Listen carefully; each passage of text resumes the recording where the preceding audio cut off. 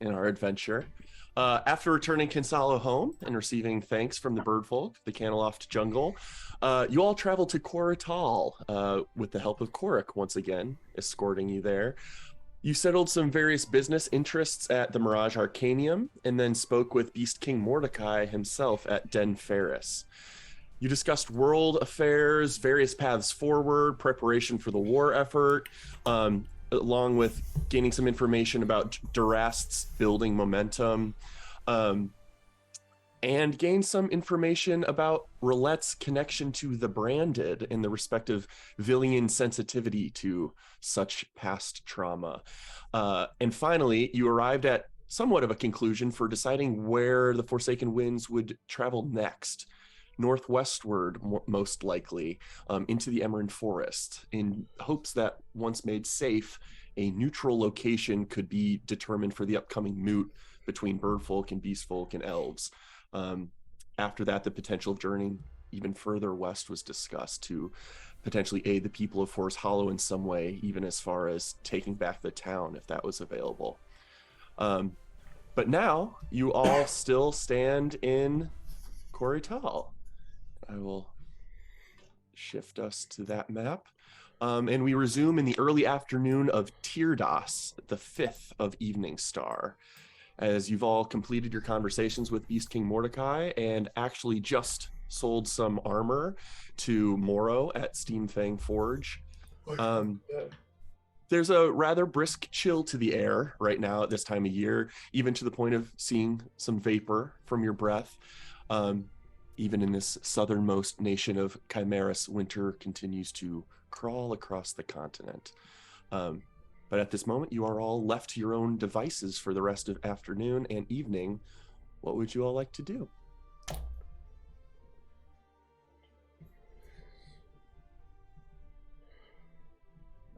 Well, I think that's everything we needed in the city. Do we just want to head back to the tree home?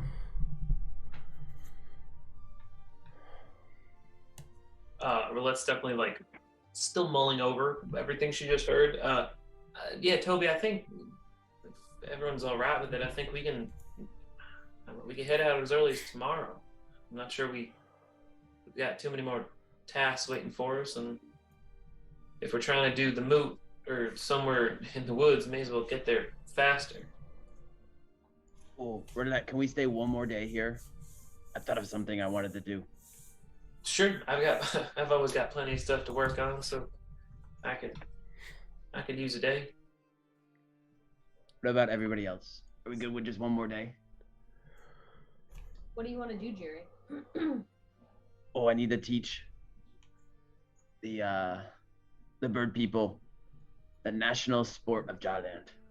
Skyball. I think they'd be really good at it. There's no sports here. I don't see anybody playing any games. Wonder if they'd let you use the Coliseum for that. Maybe get an audience for it or something. The gorge. Oh, that'd be the perfect location. Good idea. What is it called? I forget. The Gold Maw Gorge is the location where you guys did that arena.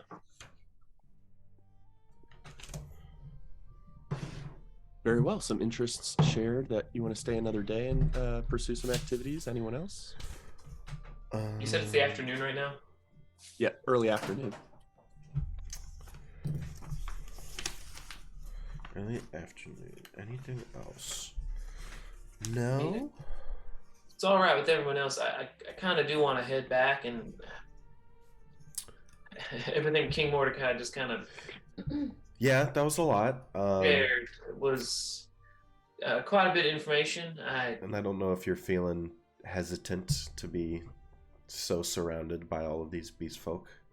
I kind of want to just get to my room. You know me, I like to write things down. So I think I might head back just for the rest of the day and work on Alfie a bit. How are you doing with all of what he just shared?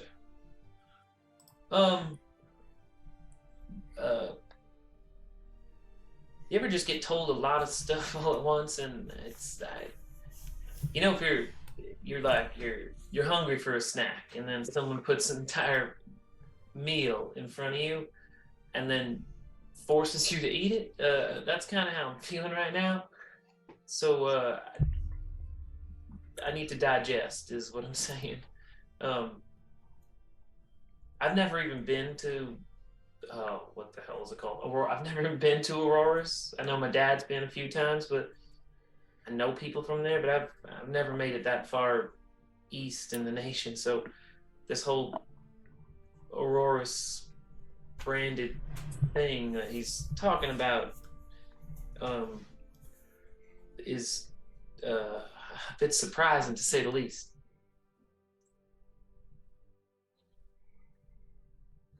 And like Toby said, I feel slightly weird just being in the midst of all these villain right now. So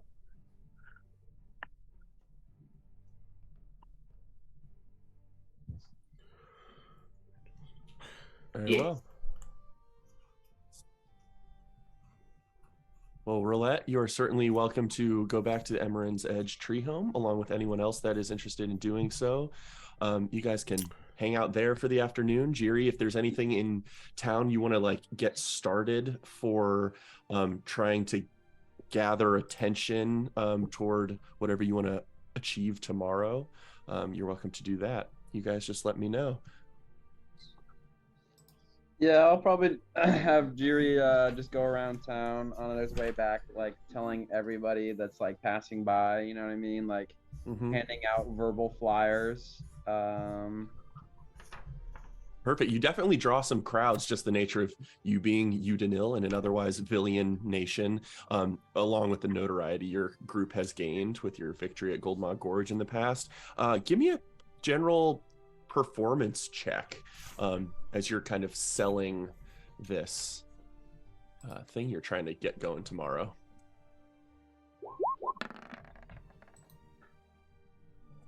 You're definitely gathering a lot of very positive attention, and people are eager to see what you have going. And then someone asked the question, what about the leaders at Goldmont Gorge? Do they know what you are trying to put on? Is the arena available for your use? This sounds amazing. What of the logistics? What time? Oh man, I didn't plan that out very well. Good thought, random citizen. I will go ask. The name is Jennison. Janice. Rather lithe snowcat tabaxi. Ooh. What's their story? Thank you, Jennison. I'll go check. Perfect. You're able to go over to Goldmaw Gorge, and without RPing through that, depending on how you're persuading or deceiving or performing, maybe you can justify a role, but we'll see how receptive they are to allowing the arena for your use tomorrow. Yeah, on the way there, Jiri will remember that this is not the bird people kingdom.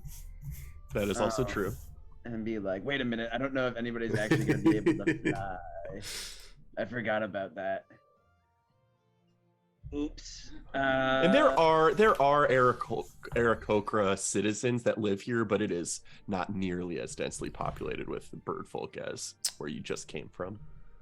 So yeah, when I get to the stadium, I'm gonna find whoever to talk to that does like the scheduling, and maybe I'll try to schedule it for advance and just be like, the next time we're in town, okay? Like, it might be a while from now, but just save a date for us. Maybe, I don't know. Hold on. Anybody go with me? I'm just tagging along. Okay, tell Bjorn, when do you think we'll be back? Oh, it could be a month or so. All right, let's do a month or so. Put us down for one day. Go ahead and make a persuasion check.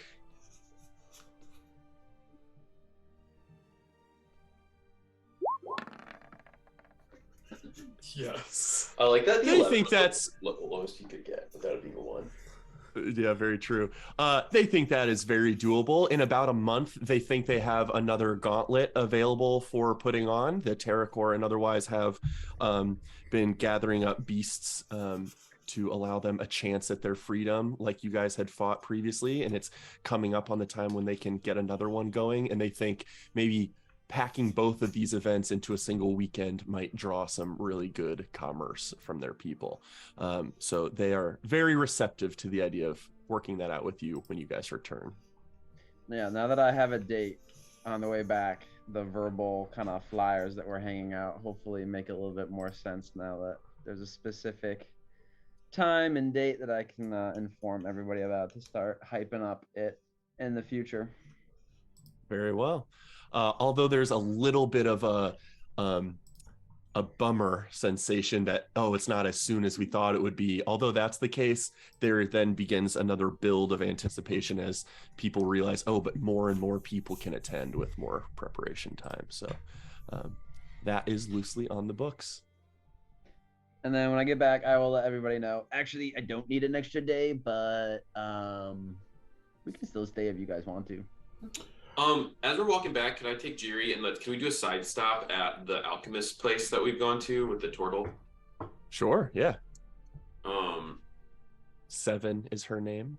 7. All right, Jiri, I'm going to make another potion. I think it's been a long time.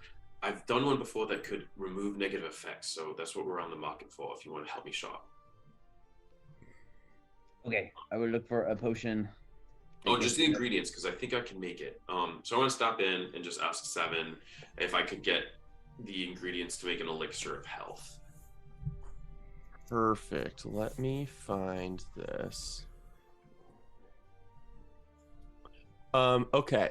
4 ingredients. Oh shoot, I should have pulled up that. Okay, what do you have in the One. how many things do you have in the ring right now? Okay. Oh, 2 things. I have an elixir of health and a basic potion of healing. Oh, we already have an elixir. Okay. Okay. Elixir of health. She would be willing to sell you 2 that she has for 100 gold each if you're interested. She also recommends that, she asked you the question of, do you know how to make an elixir of health? Generally, to make a potion or poison, you need a diagram, schematic, some version of a formula to prepare it. I've made a health potion before, but never an elixir of health. Is it difficult? Do you have a schematic? It is more difficult, and she speaks very slowly, more difficult than a standard potion of healing. But she does have a formula you could buy, but it's a little more pricey at 500 gold. But then you could be brewing them over time using components for cheaper. It just is a little more upfront cost. So it kind of depends. How long does it take to brew one? Elixir of health is longer than potion of healing. Let me pull up my crafting rules. Not enchanting, potion poison making. Generally 1 week of time. And the material cost would be, the elixirs of health she'd be willing to sell you are 150 gold each, because it costs 75 to make them. I'm going to go home with these numbers and dwell on them a little bit. That's very helpful to know. I appreciate it. Perfect. And then we just walk back to meet everyone else. Perfect. I'll go ahead and bring us to the tree home screen just for fun.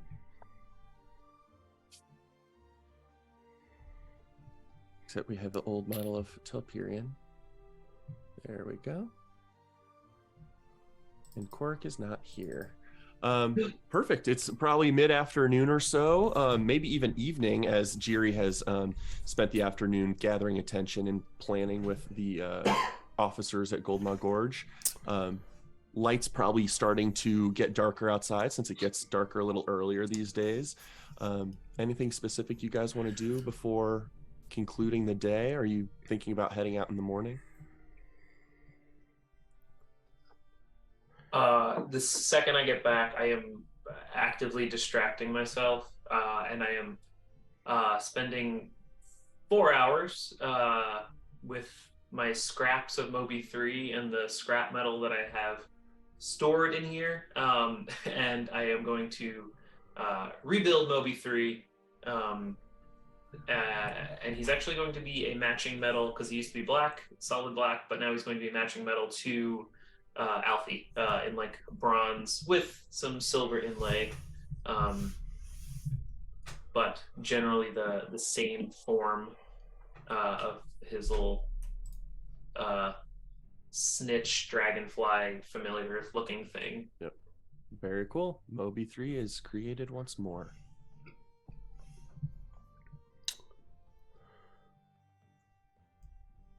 So, into the Emerald tomorrow?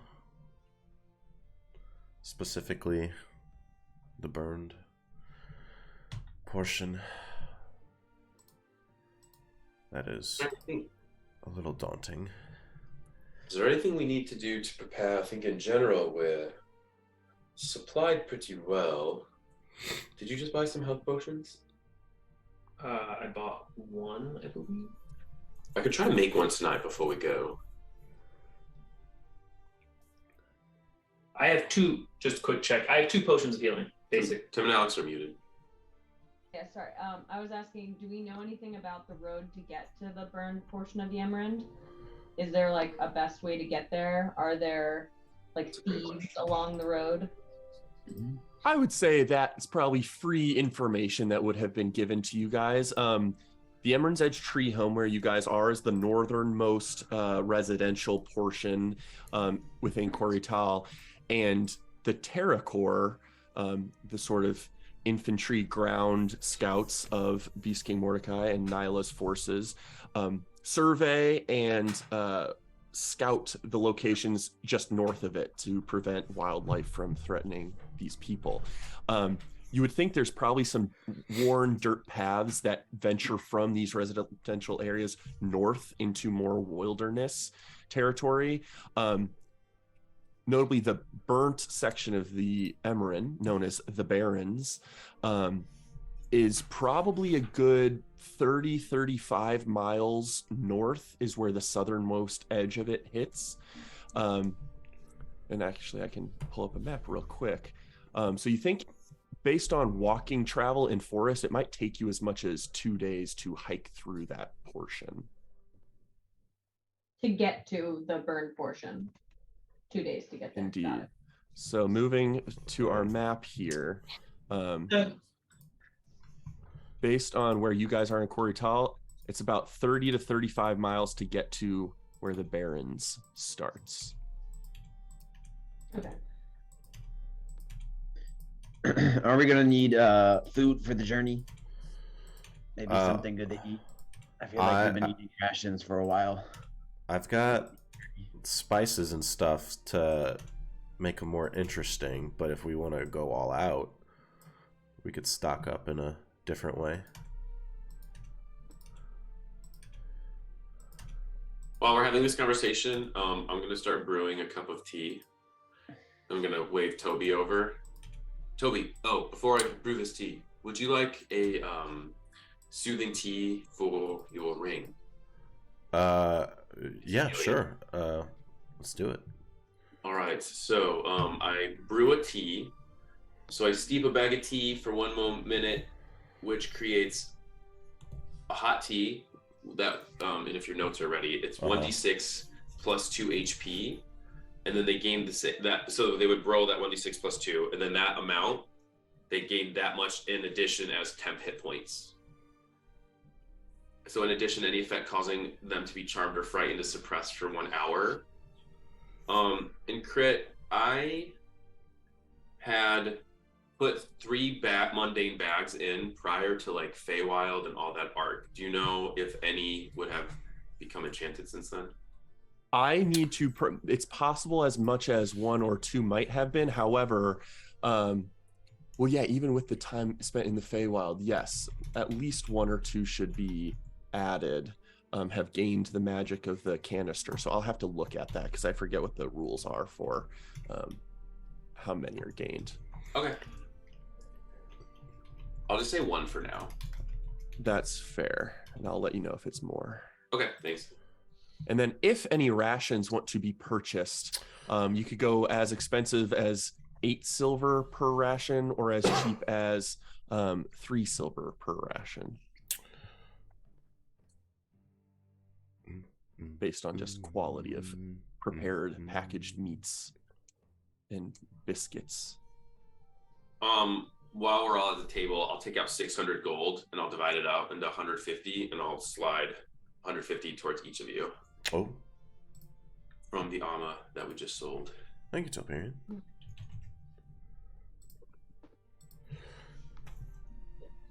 I would remove 60 platinum for that. Yes. 150 gold. Yeah, just make sure whatever you're subtracting, they're adding. So don't exchange platinum to gold in this moment. You just all got 15 platinum. Deal. 15. Wait. 15? 5 platinum each. 15 platinum is the same thing as 150 gold. Got it. But Okay. Yeah. Okay. Yeah, I can try and step up my cooking game for you guys on this journey. At least for the first 2 days. Should be lighter travel. And then maybe even prepare a couple things for while we're deep in the Barrens. Which... What was he saying? It was, like... Did they say there was a beast in there? Or, like, some... disease on it? I'm on board with Jiri. I think let's take the travel kind of easy and let's feast maybe. And Toby, you can put your cooking skills to the test. So 5 times, there's 5 of us. That's 25, 50, 100. Everyone throw in like 2 gold, and we can kind of get. That's 2. That's 10. I can't do math right now. 10 gold, 100 silver is like 4 rations worth per person for 2 days. So get rid of 10 gold. That's- 13 gold. That 2. sounds about right. 2 gold per person, yeah, because it's two traveling days, and I think I did extra. Toby, to answer your question, Mordecai said that there's been a beast. It sounded like he was talking about a massive black draconic creature that hasn't been seen for a millennia in an unknown location of the Barrens, and it's a very elusive creature, and there's been no contact with it. Apparently, those are some of the things I remember from that conversation. Just as one clarifying note that you would know, since it was very recently, it wasn't emphasized that this creature hadn't been seen in a millennia, but rather that draconic creatures have not been seen in a millennia. And it's weird that someone had a sight that seemed to align with that type of presence.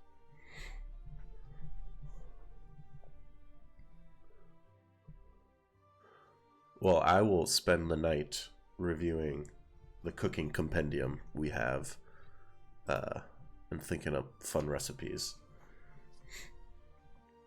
Very cool. Are there any like fruit trees or anything near this the treehouse?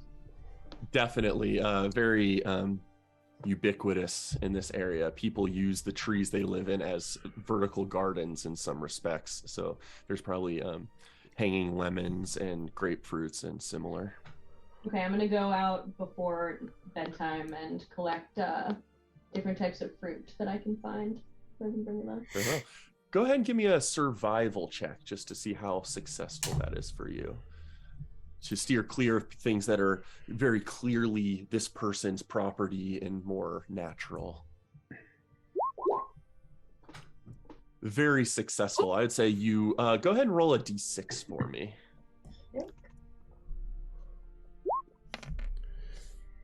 I'd say with that survival check gathering fruits, you probably have enough fodder now for 3 additional rations worth of food. And certainly as split up and diced into specific meals could last longer than that. I'll set up in the kitchen and try to brew a health potion tonight. I have a tier 1 vial of and like clear water for that. That is very helpful. Thank you for that info. You have one. Okay, you have the materials necessary. It will take you functionally the rest of the day and into your long rest, but you rest less than most people. Go ahead and give me a herbalism or your potion making skill. Yeah, what is that? Which I think is intelligence plus proficiency because you're proficient.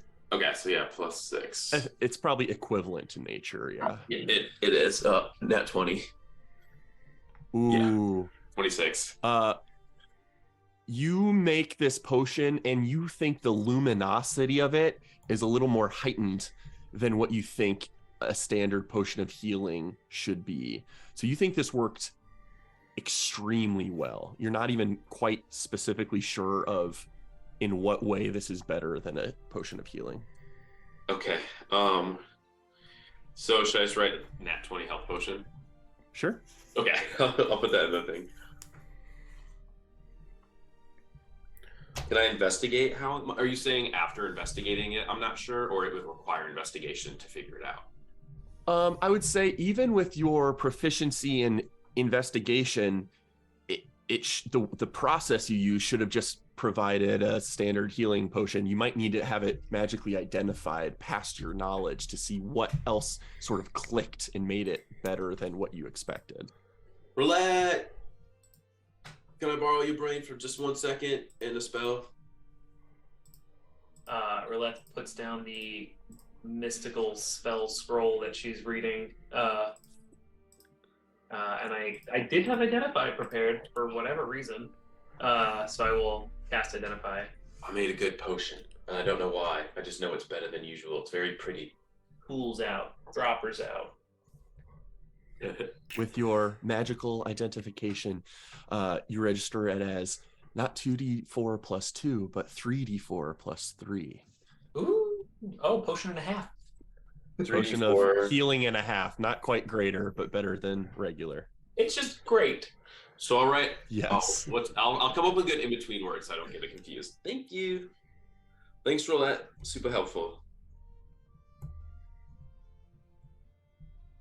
And I will try to get as many hours of reading as possible. I don't know how many I can get before bed. Yeah, so I think to me it depends on based on it only took an hour for your Smith's tools to help you create Moby 3, so it depends on how you're kind of sectioning off working on Alfie, if that's a priority, or if you want to do some spell scroll studying.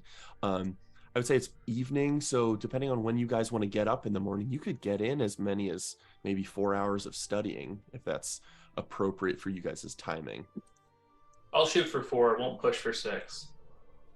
Okay. Yeah. Go ahead and mark that off if you're tracking hours spent anywhere. I am. Perfect. Anything else people are doing this evening? Working on conversations to be had? Anything like that? I don't know that Rome has spent an evening here in the Emerald's Edge tree home yet. Perhaps a bedroom should be made available for her. Could Rome grow her own bedroom? I would say probably, sure. Yes.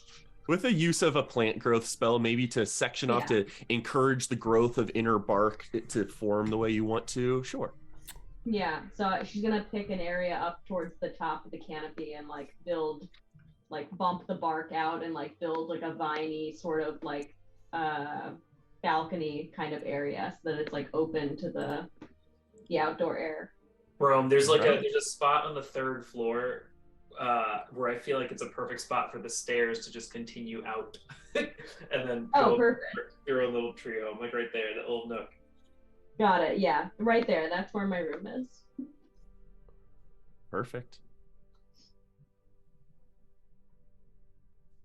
I guess I'll ask the group as I make that potion. I'm gonna I could hang on to this mainly as a means of healing one of you if something happened. But does anyone really wish they had a healing potion in the pocket more than me? I generally don't need it for myself, but you've got the ring with 2 healing sources, Toby. Yeah. You just bought one. Alfie's got 2. You bought one and Alfie's got 2, or you have No, one? Alfie has 2. Alfie has both. Jerry, do you wish you had a healing potion on you, or do you already have one? Let me check my tabby pocket. In Rome, you've got healing spells, so you probably don't need it. I think Rome probably has. I have a healing potion. I'm pretty sure.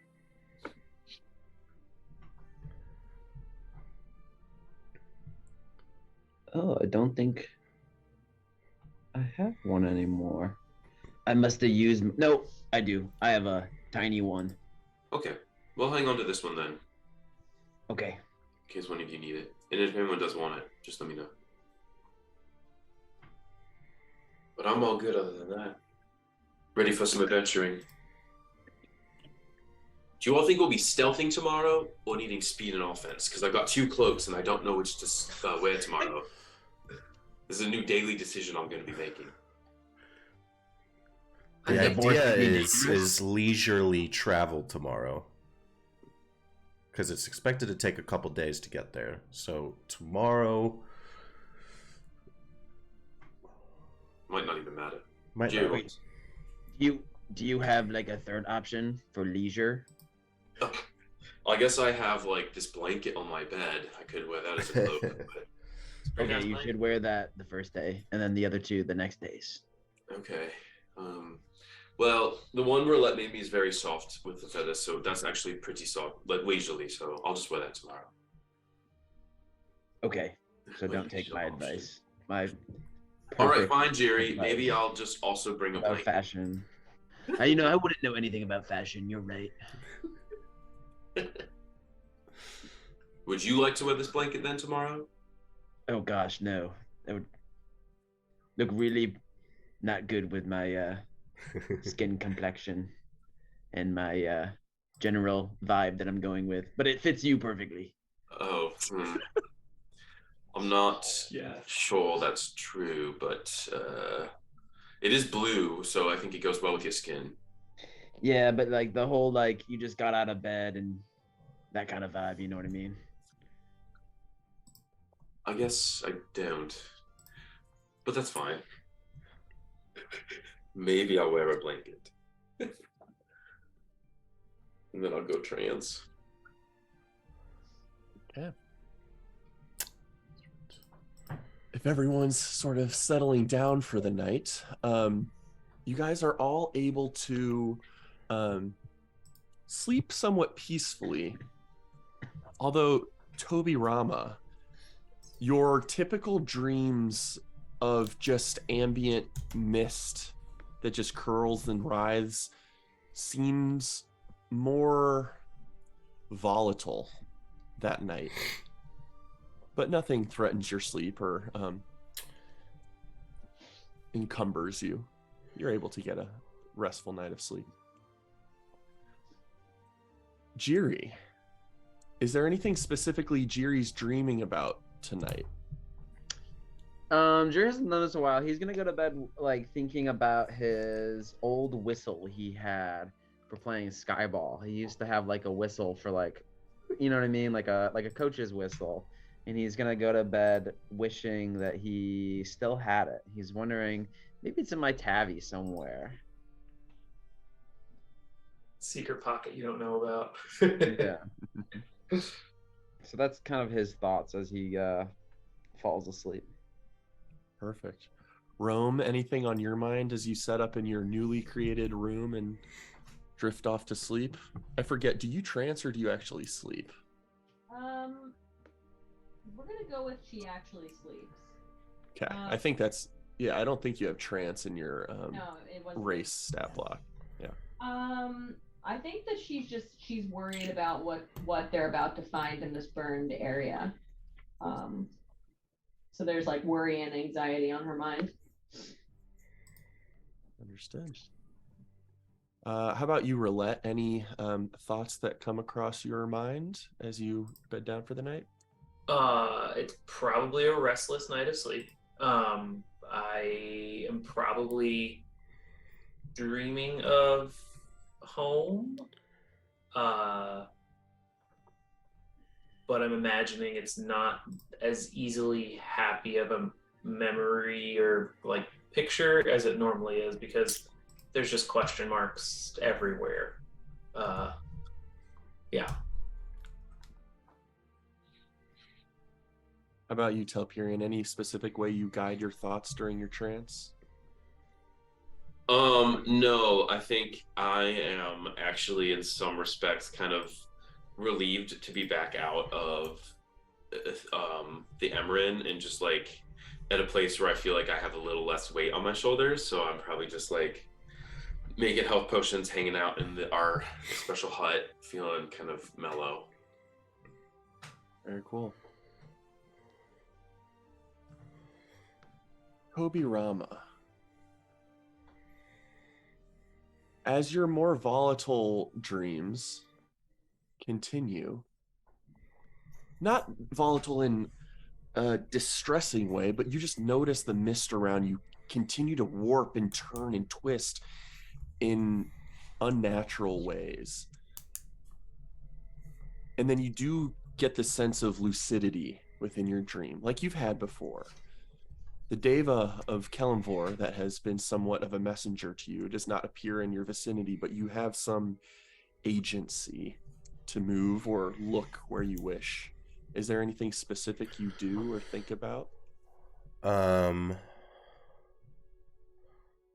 Yes. In this space, I'd like to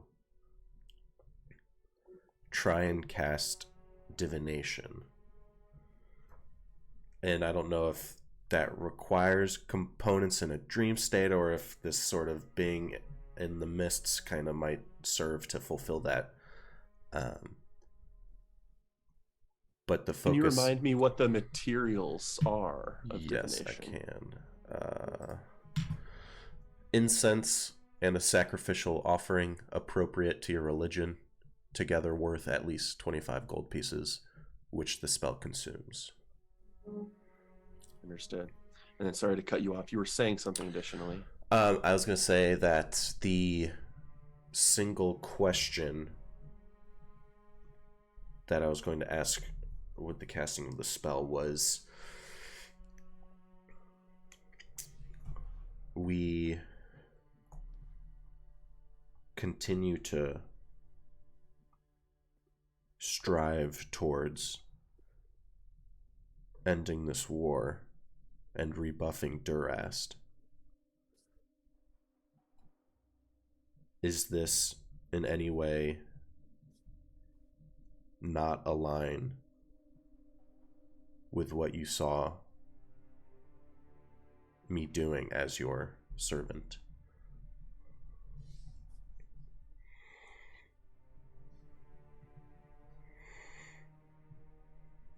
The mists curl around you, almost clinging to your skin, a very comforting sensation.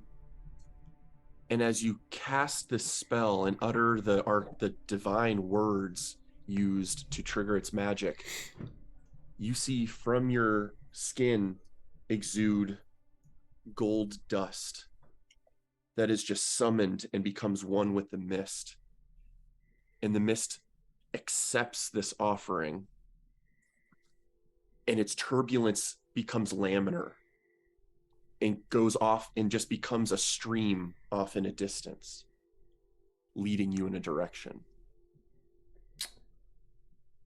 I will try and follow or walk that direction. You walk, and it seems almost effortless to do so, as you feel almost being pulled along with the current of this stream. And you see there are dark shadows in this weird fugue space, but a shadow of a tree passes you, another one, another, more densely. And then you see a tree without any leaves pass, and another, less dense, but different distinctly than the ones at first. And after a few moments, even in the darkness around you, dark gray blots of particulate matter begin to stream past your face. And you feel them hit your skin, and you wipe it away, and it's ash. And the stream just continues into a wooded landscape in front of you. And as you continue to walk, it gets more difficult to see.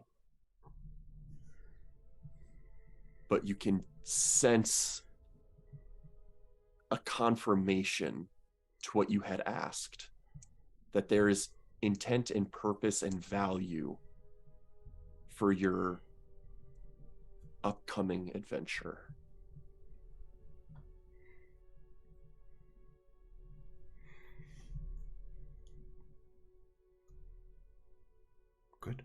Good. And as you stop following it, the mist just begins to fade and dissipate into the air, and you are able to enter deep sleep once more.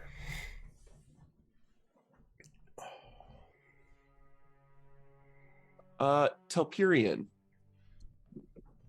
you've been guiding your trance thoughts, maybe thinking of home, but otherwise maybe concerned that that looming shadow in the background might appear again, and it doesn't. Your trances seem to be once more under your control, so to speak.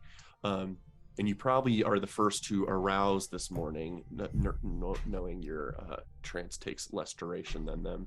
Anything you do when your trance concludes? I guess I'll go outside and kind of let the cold air of the morning wake me up. And I want to spend a little time practicing that movement I was practicing with Vanya. Okay, go. Very cool.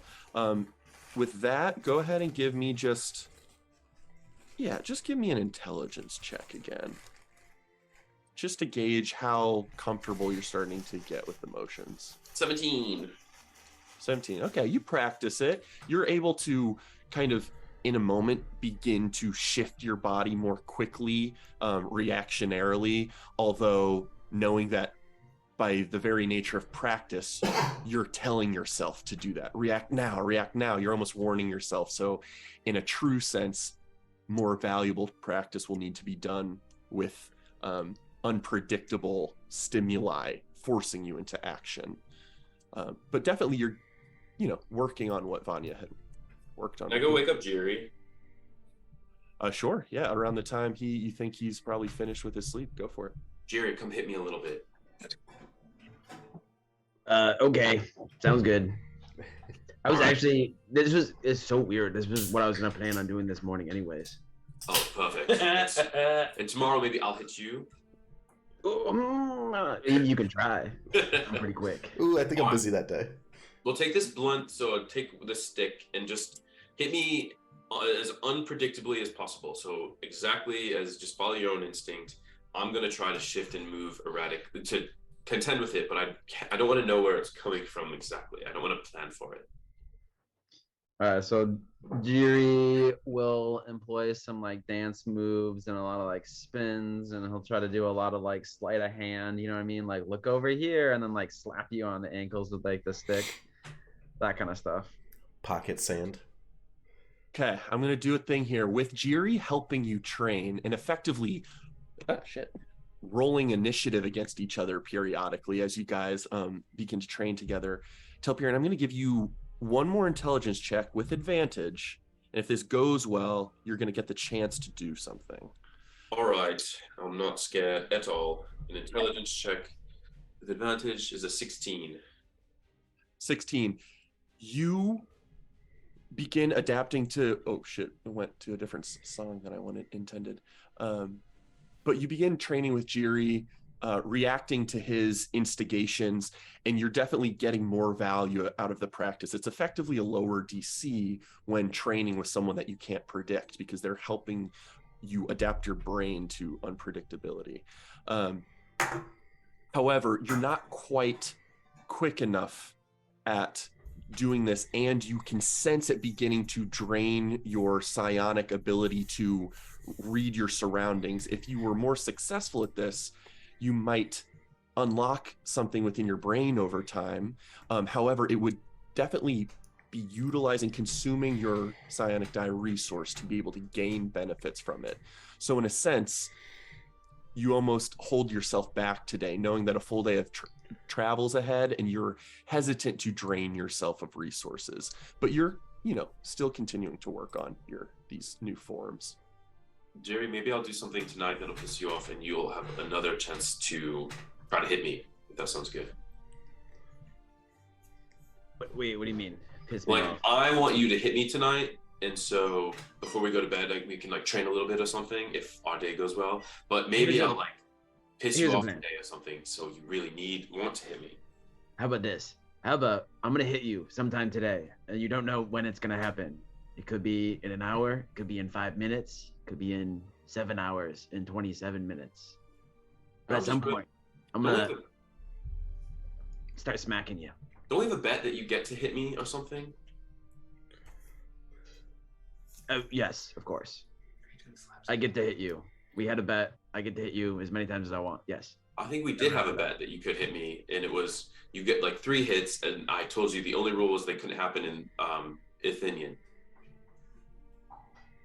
Yes, I remember that. Would you like to use one today? No, Whatever. because today I get to hit you for your training exercise. So I'm Alright, gonna I save guess- this for later. I guess But I will be sneak attacking you at some point. So All right. expect the unexpected. Sounds good. I will expect- Pardon me for weighing in here. Oh, And you hear Corey. the flapping wings of an arriving Korik as he greets you both and says, Jiri, I believe a sneak attack might be more effective if the victim is not aware of its coming. And so Korik begins to arrive, and he is holding a rather large sling over his back and a large cylinder, like effectively like wielding something that might be holding a greatsword, but much larger. How fare you all this morning? I'm glad to see I have caught you before you have absconded from the forest. Just your average morning of me getting to hit Telpiran with a stick. I expect nothing less. Would either of you do me a favor and collect the rest of your troop? I have a gift from the Herald. Jerry's good at being loud in places. Go ahead, wake him up, Jerry. Okay, Jiri will go run to everybody's room and like yell at them to get up. And jump on their beds if they don't get up. Amazing. Is that somewhat effective? Does everyone rise for the day? I think I would have been in the kitchen, going over through our cabinets, grabbing spices and making sure I was prepped for the journey, so I would have been ready to go. Roulette's wide awake, but she'll come down. And then once everybody is down, I'm gonna like try to smack Telperion again, like hide behind Toby and like pop out and like smack him. The tallest one Nice, hiding behind the because- shortest. Although this is like a sneak attack-esque, I think it's fair to ask you to use your deception rather than like stealth or sleight of hand, just to suggest that you're being nonchalant and then suddenly reacting. So go ahead and give me a deception check, which will serve as your sort of stealth. I'm going to say that probably beats Telperion's passive perception still. It does. Wait, why is that a So- D6? What's a d6? Oh, it's a D6 on my screen. That's weird. Oh, that might have been left over from someone else's From roll that rolled a d6 Rome's earlier, but I fruits. saw the Oh, roll okay. successfully roll. But with a 15 beats Telperion. So, Jir, if you want to make an unarmed strike with advantage as an unseen attacker, you're welcome to do so. Nice. I'm just gonna attack you with my sword, since I don't have anything else to hit you with. Let's see. Your magical sword. No, I'm gonna roll the sword. Oh, I see. Yeah, you're welcome to do with advantage because you're unseen. And then Telperion simultaneously, though he was an unseen attacker in a sense, or a surprise attacker in a sense, go ahead and give me an intelligence check. Oh, Nice. Jesus. 18 and a 19. Telperion dies. Oh, fuck. It's not good. It's 7. Yeah, not quite enough to, even with your psionic outreach with your mind, you're a little too slow for Jiri's quick action here, and Jiri's welcome to make it non-damaging unless he wants to do 1 damage of bludgeoning. But No, I hit him right like behind the knee, so it like buckles him a little bit. And I say to Quark, Quark, what were you talking about? Sneak attacks? You had some advice you were giving us? You always delight, Jerry. I see my advice is not necessary around you. Yeah. Out Though of I'm happy instinct, to give it when you seek it out. I like start to reach to grab at whatever just attacked me, and then like I probably like feel the wind coming off Jerry. I'm like, oh, all right, Jerry, was that the? You know what? Let's just keep practicing. I need to learn this skill. So, nice job. I will get you again soon. Yes, live in fear of me smacking you, Telperion. Well, thank you all for coming out and to see me and allowing me to interrupt your departure this morning. Apparently, the Herald herself sought an audience with the Beast King this morning and has traveled to Corital at first light this morning. She bore gifts in her arrival for you all. It would appear that the construction of the wind sails took the Skybinders virtually no time at all to complete, since sufficient wood and frame and cloth were already available to them. They simply needed to be knit together. All that was left to do was verify the frames could support those of your heights and weights, which the standards construction should be able to facilitate. However, Roulette, this one has something of a unique construction.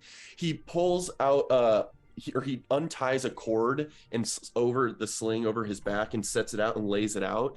And you see an array of beautifully carved quarterstaves in different colors. One is kind of a paddock wood, like a classic mahogany look, which is smaller than the others and is segmented in places that the others are not. One is, which is kind of a classic red-brown color. There's a deep purple viol heart.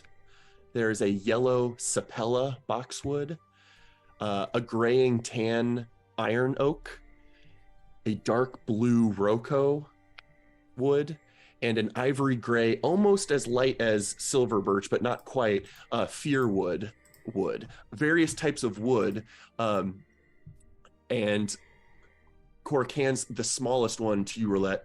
This one, I believe, should be able to fit within Alfie's frame as long as you can connect it properly, and should suit your companion's unique geometry.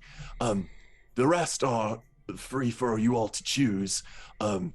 And when utilized, and he'll pick up the paddock one, the more kind of default wooden colored one, with a simple gesture and command, Rotnar, and he just kind of slings the thing, and it pops out. Beautiful burlap cloth that has carefully woven and attached to this wood and leather frame with various glyph work patterns sewn into the cloth with luminescent golden string. And you guys can decide on who gets what color, but the burlap cloth of the wings is the same on all of them. Can you write the colors? Yes, absolutely. And you guys can all add a Caneloft wind sail to your inventories. So Pyrian migrates towards the one that looks most like silver birch and wants to know if anyone wants to fight him for that one. Sparing you guys the specific names unless you ask for them, I'll just go colors here. Is this an item that should be in there, or just create a custom item? This is a magic item that should be in there. So if you type in Caneloft wind sail, it should be available. Oh, wind.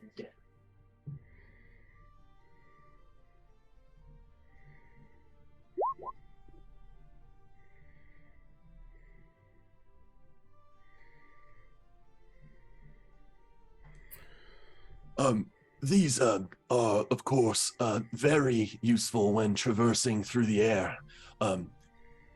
Should you stand upon their frame, you can ride them at 60 feet per round, effectively, though you can dash as an action or bonus action. However, to utilize their flying capabilities, you must descend at least 10 feet in a given time frame round. They also do have the capability where they can utilize the levitate magic once per 24 hours to give them additional elevation through which to continue soaring. I wanted to rush over here to provide these to you all because if you are interested in climbing up to the location where your old abode was, the Cliffwall Cottage, and then utilize the levitate spell, you might gain adequate elevation to make a very quick journey over most of the Emerald on the way to the Barrens. May spare you some travel in woods that you're probably sick of. But they are useful to you at your leisure, wherever you want to put them to use, whether in stressful combat encounters or simple overland travel, as long as you can achieve the elevation to make them efficient.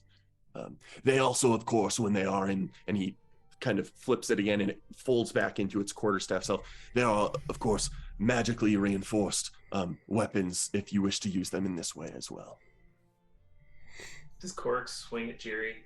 He does not. But then he will set that down, and you guys are welcome to grab him. Yeah, Roulette's immediately just putting it in Alfie to hook it up.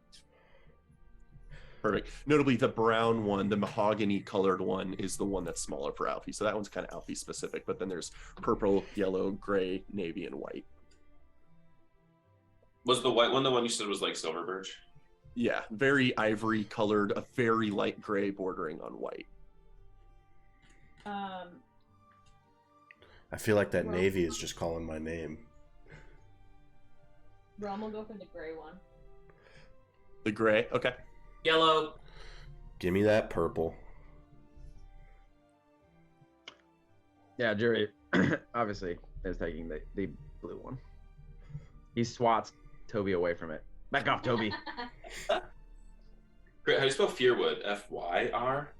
Correct. F-Y-R wood. Fucking nerd. Thank you. But yes, functionally, I'll give some very specific. You guys are without identify spell, with Cora kind of describing their capabilities. You guys don't need identify to read through their list of sort of abilities and gain a sense of what they do. By default, I've got some, it's not really a table, but some very quick notes on logistics of these things. If you are at ground level, use the levitate spell to go up 2,000 feet over the course of 10 minutes, because you can ascend 20 feet, I believe, per round. You can ascend effectively from that elevation of 2,000 feet. You can go about 2.5 miles in 20 minutes if you're just using default movement. If you action dash and bonus action dash, you can cover 7.5 miles in 20 minutes, and therefore effectively more than 22 miles in an hour, effectively. So 22 miles in an hour is like the max distance, essentially, from what you just said. From a baseline. If you ascend to a higher elevation to start that process, that can just enhance how long you're in the air and therefore how far you can go. But yeah, max distance for these is about 22 miles in an hour, which, as a note, a default travel speed, an overland, not in difficult terrain like forest, usually would take 22 miles in an entire day. So these are very useful, but they can only help gain that altitude once per day. Otherwise, if you guys are on a tree or on a cliff, you guys can bonus action hop on and soar these around in combat for all you want. So these are somewhat versatile, maybe not always useful, but definitely are going to help with overland travel where appropriate. I'll just say this because I just saw this. If you click on the item and you scroll all the way to the bottom, there's a helpful picture of what it actually looks like. Yeah. Because I thought it was Aang's thing, but this is much cooler. It looks like Aang's thing in the token I have for it and in description, but yeah, it's a little bit more of a Batwing framework that you stand on and ride.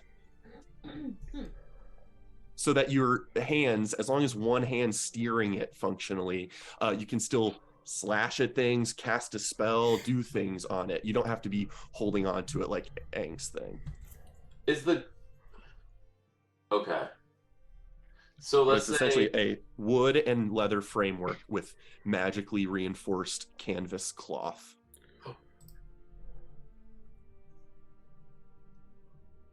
So like, can I just tell Pierre a question? Let's say I'm 60 feet up. I can, and I use my object interaction to take it out. I can then, as a I'd have to fly up as a bonus action. Okay, good to know. Well, if you're 60 feet up, you can just step off it, and as long as you descend at least 10 feet in that round, you have a flying speed of 60 feet for that round. It just is elevation dependent. You can move 60 feet in a round or more with bonus action and action as long as you descend 10 feet around. So if you guys are fighting on ground floor level, they're not as useful. If you can find a way to get elevation, misty step up to a tree, then use it to get out and then soar. You might still have your action available depending on action economy stuff, but it's so cool that all of us have this because all of us have different ways of, I think, interacting with this in fun, engaging ways. Like Toby getting up with wings and then having this to hover. Like, Yeah. It's been Rome like going, like, there's so many cool ways we can all play with it. Yeah. And there's different restrictions also depending on different abilities you guys might want to use. So, a fairly versatile tool that might be used more at certain times and less at others, but certainly for overland travel will help things. Korik, please give our regards to Harold Keatra. This is incredible. Wow. Of course. That is, I believe, all I have for you at the moment, so don't let me keep you. Feel free to begin your journey, but as I suggested, if you want to make your way up to where you used to stay here for the first day or so at Cliffwall Cottage, you might be able to buy yourselves another bit of elevation to make your journey even further this first day. Sounds like a great idea. Toby, Rome, we can stretch those meals of yours even longer now.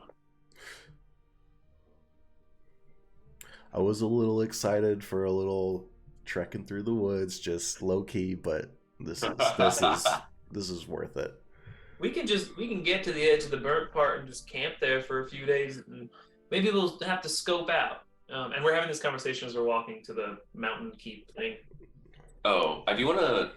I'll tell you what in a bit, but I'm gonna leave like a couple javelins in the house or something, just because like I've had my quiver pretty full and I want to like make room for some stuff, but not sell it or throw it away.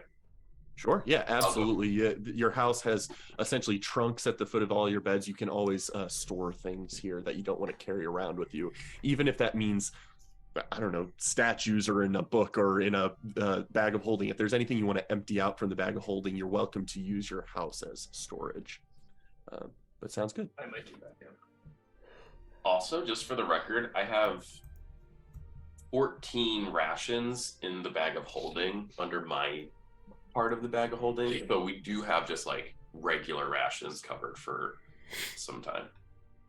Do we want to leave the magical brazier here or just take it? It's only 5 pounds. We'll take it. That'll be nice. It's also chilly out, so that could even be useful. Oh, yeah, I forgot. Okay. Just getting into winter. Roulette. I bought a bunch of arrows yesterday. Could I store excess in the bag of holding? Easy peasy. Deal. It's only 3 pounds. So notably, Toby has the tether vine cool quiver over his shoulder, on his back for like more Legolas drawing, and then his mundane quiver is at his like waist behind him, with extra arrows. 2 quivers, very cool. Equally stocked with arrows between the 2 of them. I do actually want to look up what a normal quiver can hold. I don't know if it's different than the tether vine. I actually forget as well. Can hold up to probably 20 be arrows. somewhat loose with it. Yeah, 20 is 20 I can arrows. also hold arrows for you, Toby. My quiver.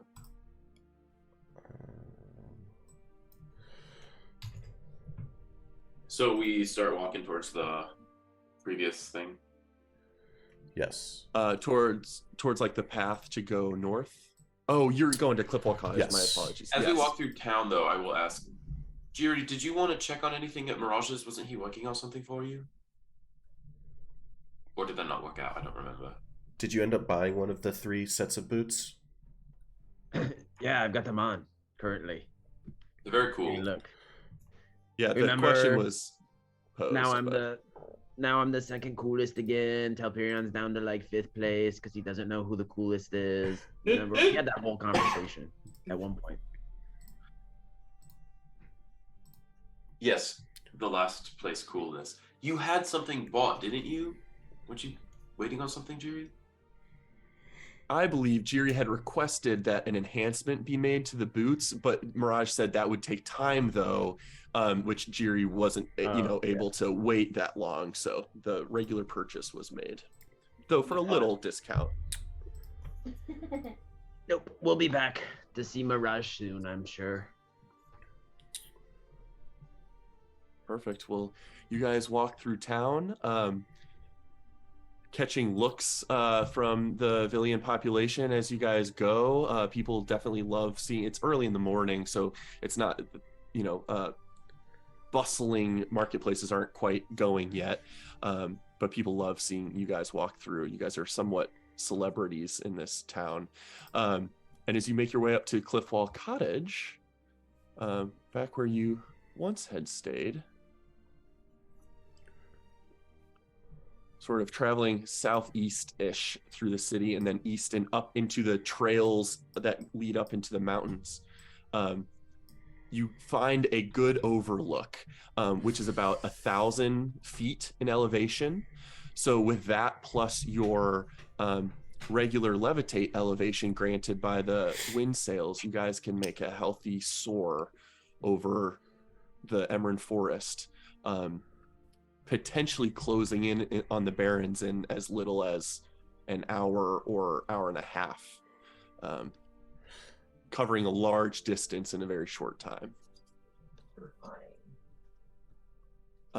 So if everyone has their quarterstaves out, are ready to make them into their frameworks and set up, are you guys ready to set out?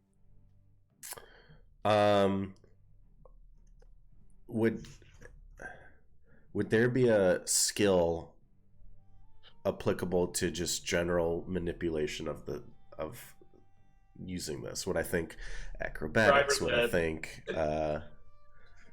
in general, you wouldn't think a specific skill, although steering them might become dexterity based if forced into tight maneuvers. But even within a combat, you guys would be able to steer them around quickly. With no skill check required. I'm just wondering if I could gain a benefit from borrowed knowledge for this flight. Gotcha. I would think you might consider that as maybe that presents value, but you're not sure. Okay. Otherwise, some rules of mounted mounted vehicle riding or combat might apply to these occasionally, such as being knocked off your mount or action economy. Things like that might apply as we get there. But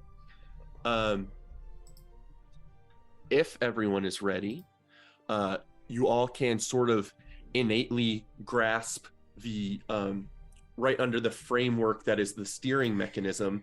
There is a rotatable rune shaft where if you rotate that and click it, the wing patterns begin to glow brightly and you all begin to feel a buoyant force lift you into the sky. And after the course of up to 10 minutes is the levitate spell, which this requires no concentration through this item once per 24 hours. You guys can ascend up to 3,000 feet in the air. Oh, I thought it was 1,000. It can give you 20 feet over the course of 10 minutes. So per round, that gives you 22,000 feet, and you're already at an elevation of 1,000. So effectively, you can be 3,000 feet up in the air and begin your journey. What does Alfie look like? That could be a question for you depending on what sort of the way you've incorporated into his frame, but it could work with his spherical form or his ostrich form, as the way it attaches to his harness and his chassis that they had measured the previous day can just jut out from his gaps in his armor and put out the sails. I'm picturing BB-8. The ostrich so has his is wings definitely- now. We're all standing on ours, like wings up. His is definitely just like above him, like he's hang gliding essentially. Very cool. He's just in ball mode. I didn't want to do ostrich mode yet. But He looks yeah, like a big Moby 3, a big flying snitch. he kind Almost. But it's more of just like there's ropes connected to his sails, and he's just like a ball hanging from a single sail. I'm picturing BB-8 with Wally's head, and then like a hang glider above him. Essentially, yes. Yes. Oh my So God. he is, and he's got an arm manipulating something to turn it on. And we go up 3,000 feet. And functionally, with that, as you are in the air, you can begin to lurch forward. And as you press more forward on the steering mechanism shaft, you can feel the wings shift, trying to become more aerodynamic, and you can just book it. Effectively using bonus action and action as soon as you guys get comfort with riding them to be traveling up to 180 feet per round, as long as you're descending 10 feet every round. So that would get us and that off lasts for quite a while at 3,000 feet. 300 rounds. Effectively. Jesus. With 6 seconds per round it gets you to, based on this elevation, about an hour and a half of fall time as you just continue to glide forward. So you guys begin to soar through the sky high above Corital and Chimeras, seeing the endless expanse of Emerald to your north. And it's a little bit brisk up here, moving this fast in the winter. Can you pull up just like the map of Eridon? Absolutely. Roman, you hear in your head this question as you're traveling, because I don't know if we can even yell at each other. Rome, do you know any spells that like make wind and like a big or something that would like put us higher? Not that we need it now. I'm just curious if that's even possible. I don't believe I do, but maybe Jiri does. Oh, I got my fan. Can make wind. And Jerry, if you make you make yourself fly? Can you make other people fly? Yeah, How many at the same time? that's a good question. So far, I've only done one. Interesting. But maybe there's room for growth in the future to do more. You couldn't make anyone fly before. Now you can do two, so that's true. Yeah, I got really good at flying all of a sudden. Like You magic. say this to each other as you're shouting, "Yeah, I got really good at this." Since the rushing wind past you is being pretty loud, but you're absolutely able to converse on the way while getting used to the steering of these things. I'll just be doing it telepathically to save my voice. That'll do too. Well, 10 minutes go by. You're welcome to continue getting used to these 20 minutes. You guys are making great time. You can see how fast you guys are soaring over the canopy far below you, and what a benefit this presents, as opposed to journeying through difficult terrain of forest landscape. And as once about half an hour goes by, you guys can see a dark spot on the horizon where the tree terrain seems to darken a bit. Yeah, it's Hyperion. Can we see Mount Alethea from here? Easily, very easily. Yeah, you guys are, as you're soaring, you can see it up to your right side as it's up in the northeast, based on where you're sailing. Yeah, a very clean view of it. Though from this distance, no ability to see, like, Inawe, the village of the Metamorphi. Yeah. I do wave a little. I think Jiri does want to try out his wind fan just to see like what type of effect it will have on us while we're ascending, and so he'll activate it and like have it, and I have to reactivate it every 6 seconds to have it like kind of follow with us, but it's like 60 feet of like extra gust of wind. Perfect. Remind me for a moment, just because I don't think it's coming into my brain.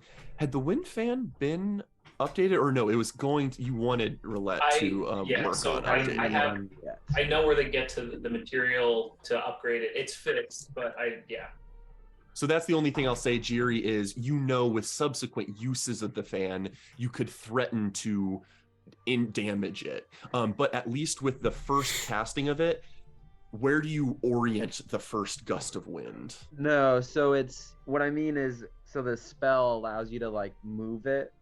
You know what I mean? Oh, You sure. Yeah, you can reorient it. You Yeah, can reorient. So I'm only casting it once for the full minute duration, but like every Got it. 6 seconds, I'd be like orienting I see. it so that it's like falling up in a experimenting with line. what's happening. Yeah. Yeah. So when you first position it, where do you position it relative to your direction? I'm gonna get behind at the bottom below everybody, have everybody like line up, and then like cast it in a line so that it's like starting from behind me up through everyone. So the only problem with this is some of it's going to be successful, but the only thing is I think the source of the gust of wind from this fan has to be from the fan itself. So I think it's incapable of centering the point of origin behind you, for example, unless you feel otherwise. But at least when you use it and everyone ahead of you's in a line, you see them begin to lurch forward faster.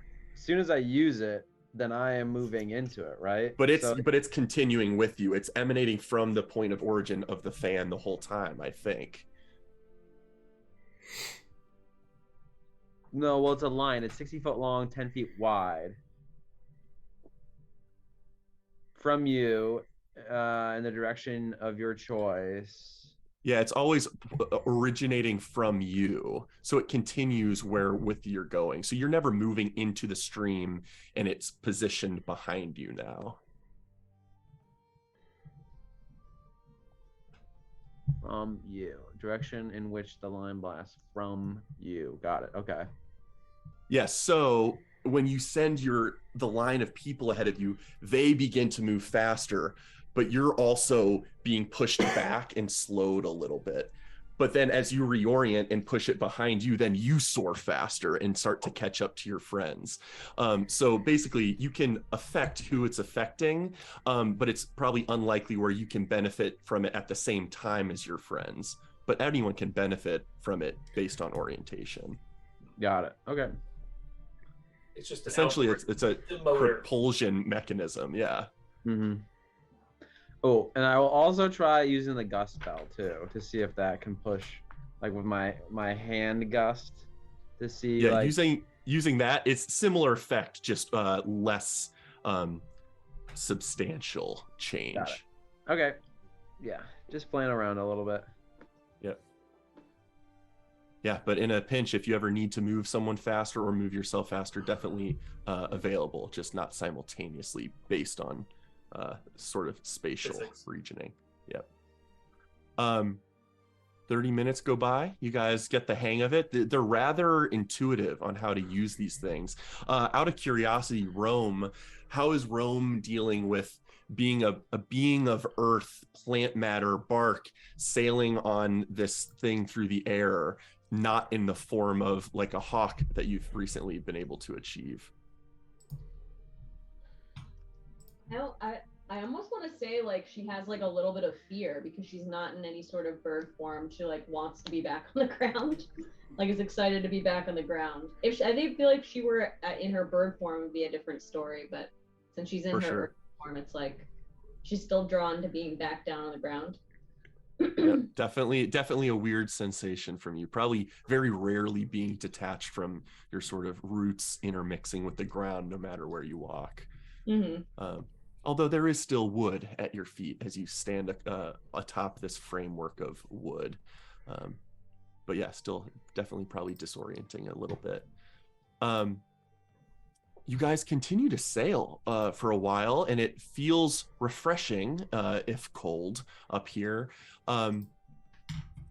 Is there anything you guys are looking for? Anything you guys are trying to talk about in your journey? You're making great time as about almost an hour goes by and you can see that looming dark spot of the forest ahead getting closer. You guys have easily made over half a day's journey within the last 45 minutes or so.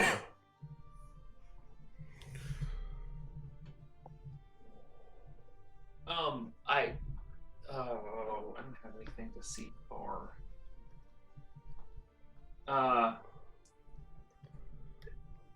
Actually, no, this is probably a Telperian thing, but we've heard of like giant beast in burnt part of the Emerald.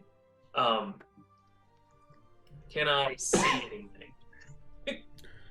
I do think at this distance, investigation's not going to be available, so it would be a perception check. But go ahead and roll perception. It's pretty far in the distance still, the portion where the terrain sort of darkens a bit. 19's really good. You can pretty clearly identify what you expect to be the sort of borders of the barrens. What you imagine is how far the burning spread until it stopped, and who knows how it stopped, if it was prevented, if it naturally met an edge of the forest where it couldn't leap to another branch, or what happened. But there's pretty clear defined boundary. I'll even stop right there. Switching that, I probably wasn't looking for a beast. I'm looking more for safe landing. So like on the edge of that area, looking for a spot to land. So it's still pretty dense forest up until there, but you do think there's a band right around the edge of the barrens where it almost separates the barrens from the forest, where you think there's more sparse tree cover, where it might be more reasonable to land rather than trying to suddenly dip down into thick canopy.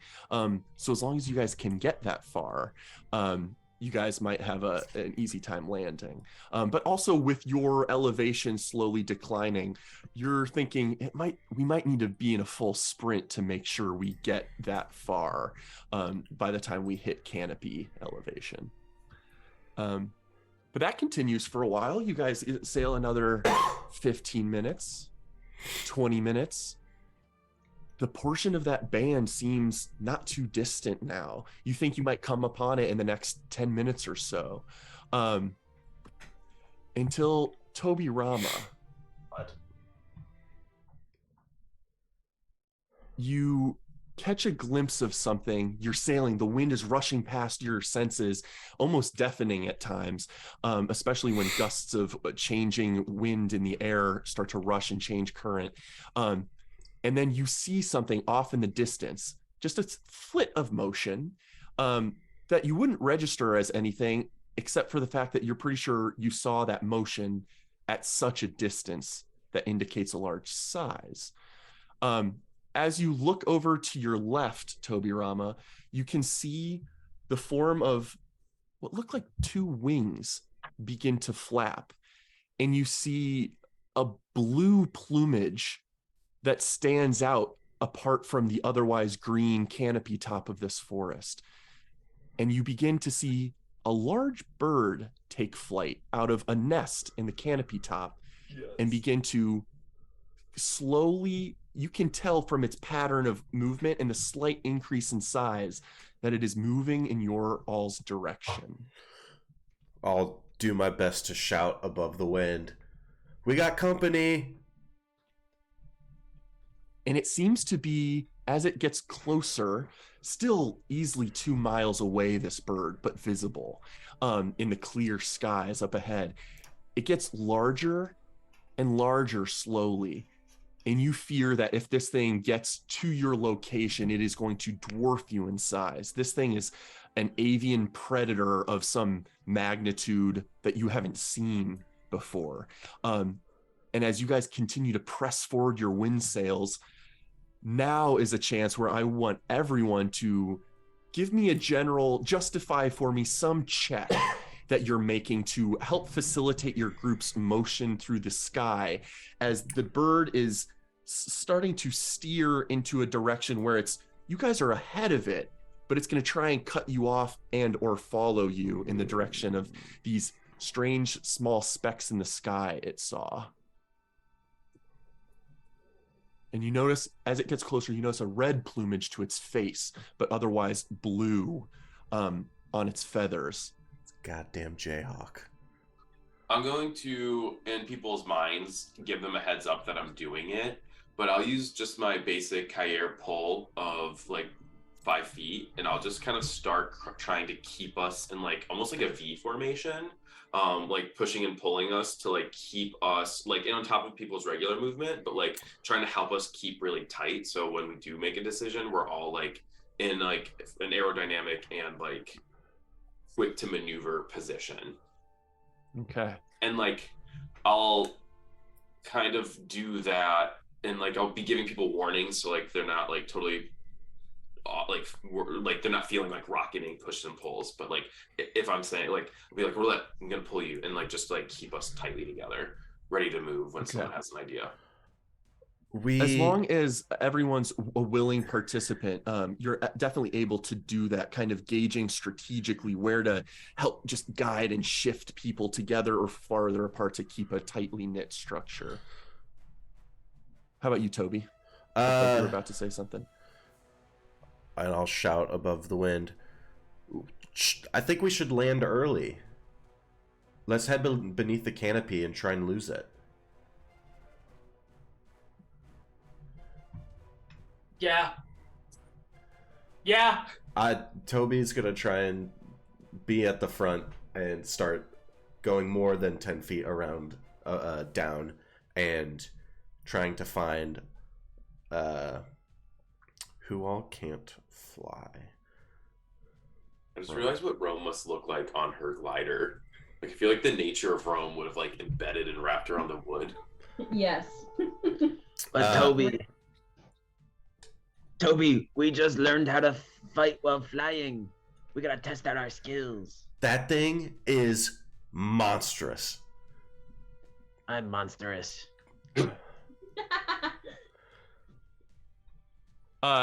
Toby Rama, out of curiosity, kind of identifying canopy below you with which to consider hiding within. Go ahead and give me a perception check. Okay.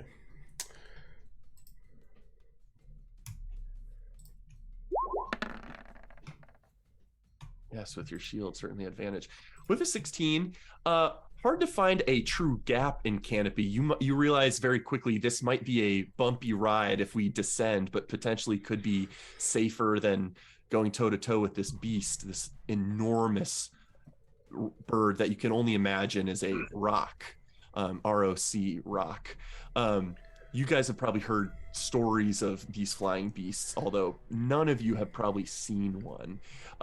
But with a 16, you can see where certain branches seem less dense and stuff, where you could identify a way down, but that might become a skill check to navigate, acrobatics or otherwise, navigate down without scraping and bludgeoning yourselves. And we were told these are magic items, so I'm not too concerned about them running into stuff. So I'm going to start leaning us down much harsher towards the safest way into the canopy. I am going to be following Toby on his tail as much as possible. And I don't want to do that. What should I do? Fire or acid? We'll do fire. Acid. I'm gonna be following Toby, and I'm just gonna try and spot the same spot that he is going to, and I'm going to hold until the very last minute a usage of my spell scroll of Tasha's Caustic Brew to try and at the last minute just like spray a 30-foot spot in front of me to try and just weaken all of the branches so that they don't hit us as hard as we tumble through them. I know we'll probably take acid damage as we get dripped on, but I want to weaken the shit so we get through it. Okay, interesting. And I so, know... I was just going to say, and Jiri, are you following suit with Toby's indication that you want to go down, or are you hesitant to do that, wanting to test your skill in the air against this beast?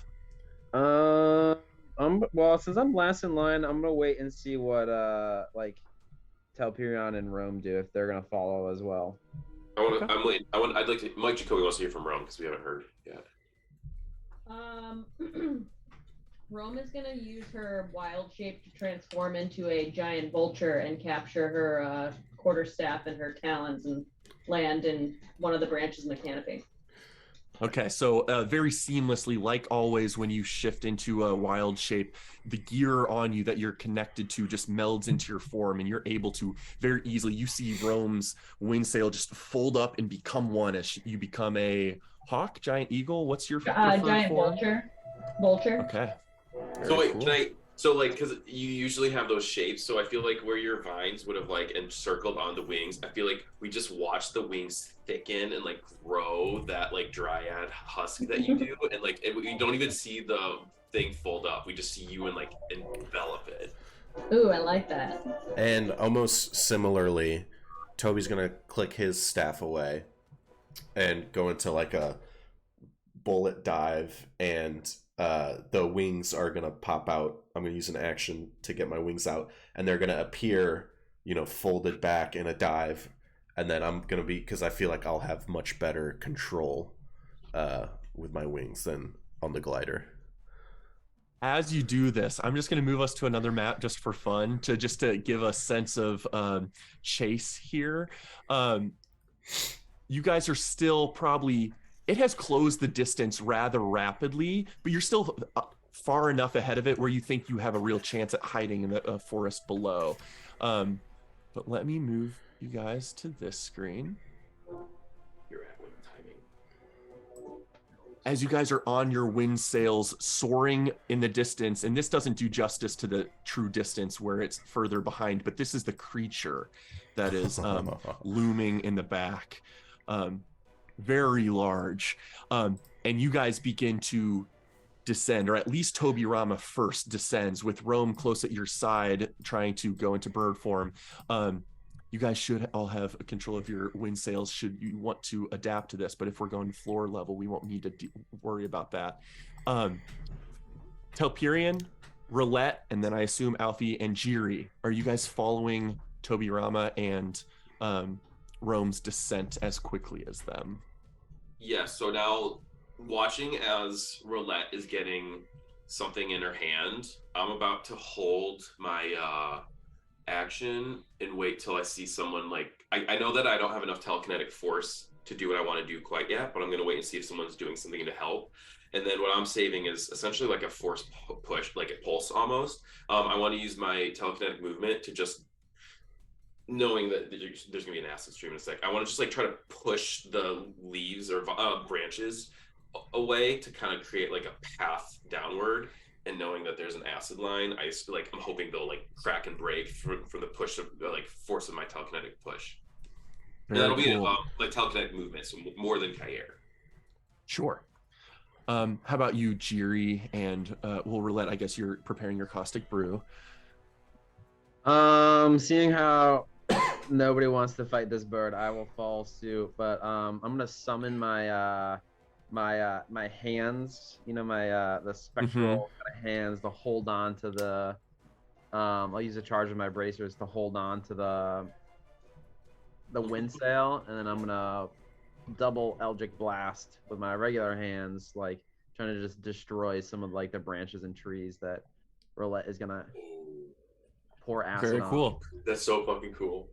As you guys descend rapidly, using some capabilities to aid your delicate journey downward, Toby Rama, could I have you make an acrobatics check with advantage?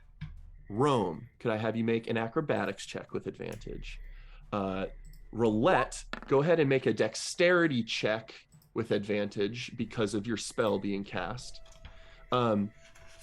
Telperion, if you're using a use of telekinetic movement, go ahead and give yourself a athletics check with advantage. And Jiri, you also with the arms kind of helping brace or push past, which I think is the capability of the things, you definitely get advantage on strength checks as well, so advantage on athletics. I think that's everyone.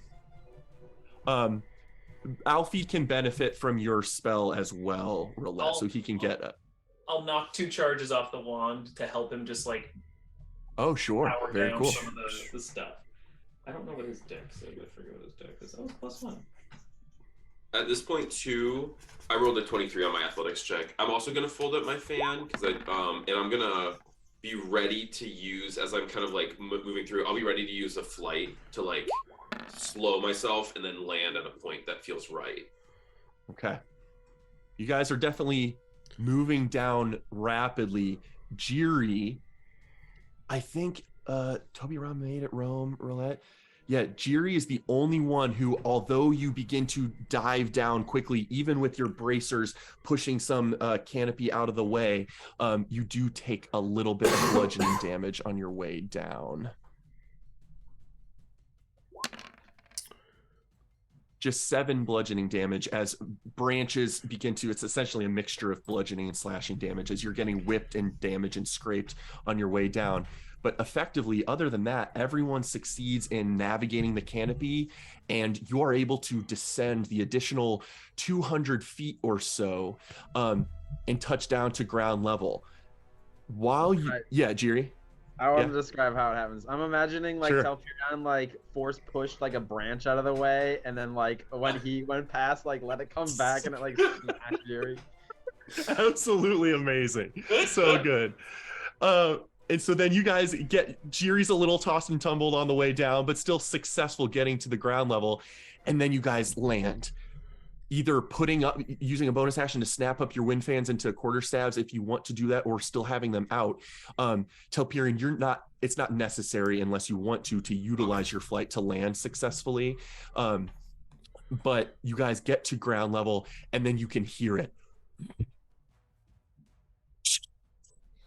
You can hear the snapping of boughs and the pressing of canopy moving, but you guys have a moment to try and hide yourselves from the upcoming rock that's trying to find you all below.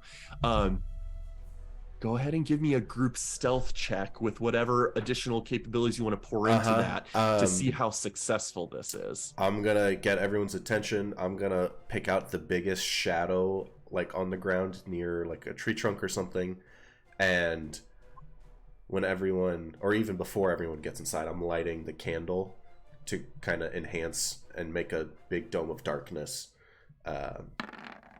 for everyone to come hide in. And I'll pick Jiri to be able to see within the candle. Jiri's not being too quiet. He's like, guys, we should fight it. Are these at an advantage because of the darkness or not? That's a great question. The darkness is going to guarantee it doesn't have visible sight on you, but I think it's not granting advantage on a stealth check specifically, and it can still hear. So no advantage because of the darkness specifically. I did roll a nat 1 here. Don't you have Boots of Elvenkind? I have a cloak in my backpack, but we went for cozy, and the feathers kept me very warm as we were flying. The cloak of the griffin. That was smart. That was smart. It was a fucking vibe. But now that we're on land, it's not a vibe. But I don't have disadvantage because of my new armor, but that didn't matter. Still rolled it. I still rolled it at 1. Okay. So there's a lot happening for this thing here. We all need to get on Rome's stealth game. Apologies for the delay here. Although, if it makes anyone feel better, if I hadn't rolled a nat 1, I would have gotten to add 1 to my stealth. Wow. So, could have been a 2 or a 3. Okay. Stealth 19, stealth 10, 13, 14, nat 1. Let's see. Give me perception.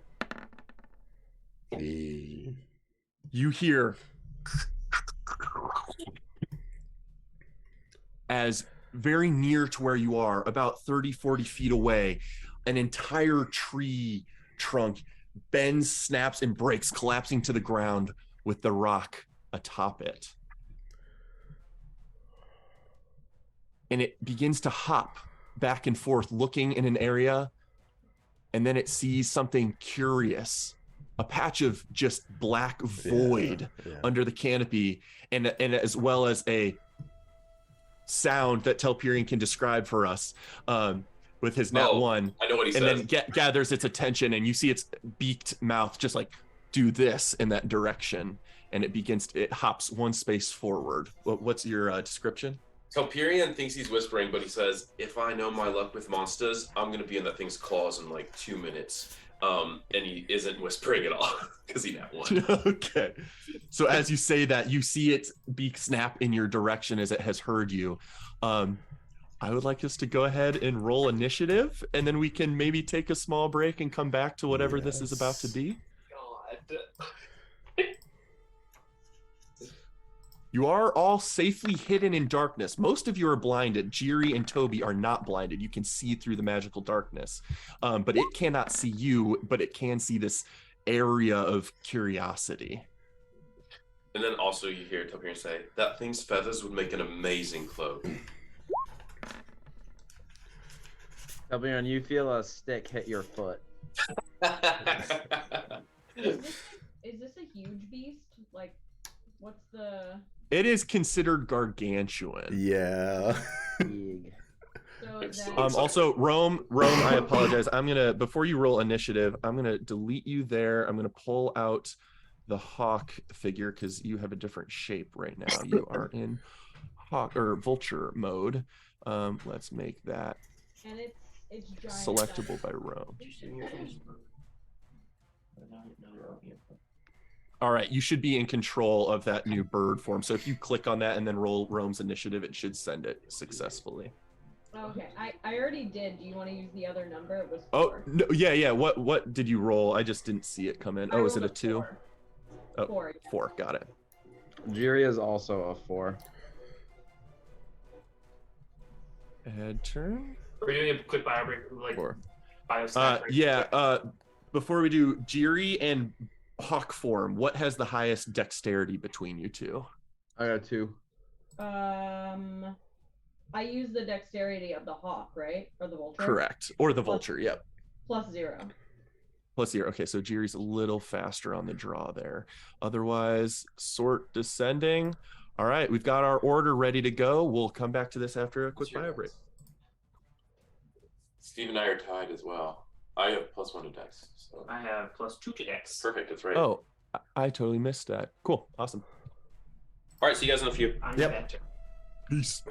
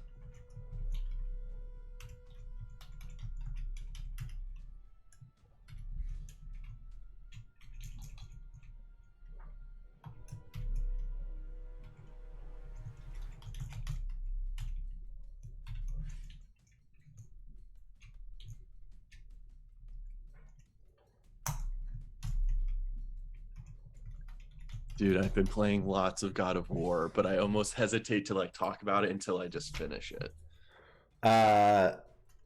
Very cool.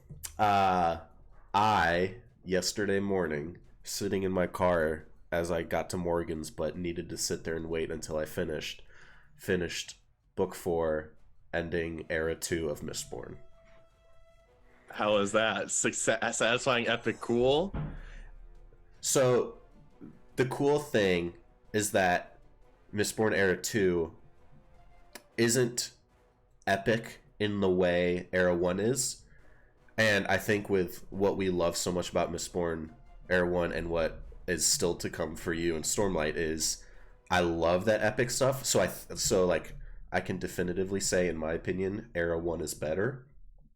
But damn, this was fucking good. That's awesome. That's amazing. Really good. That's super good feedback or like insight.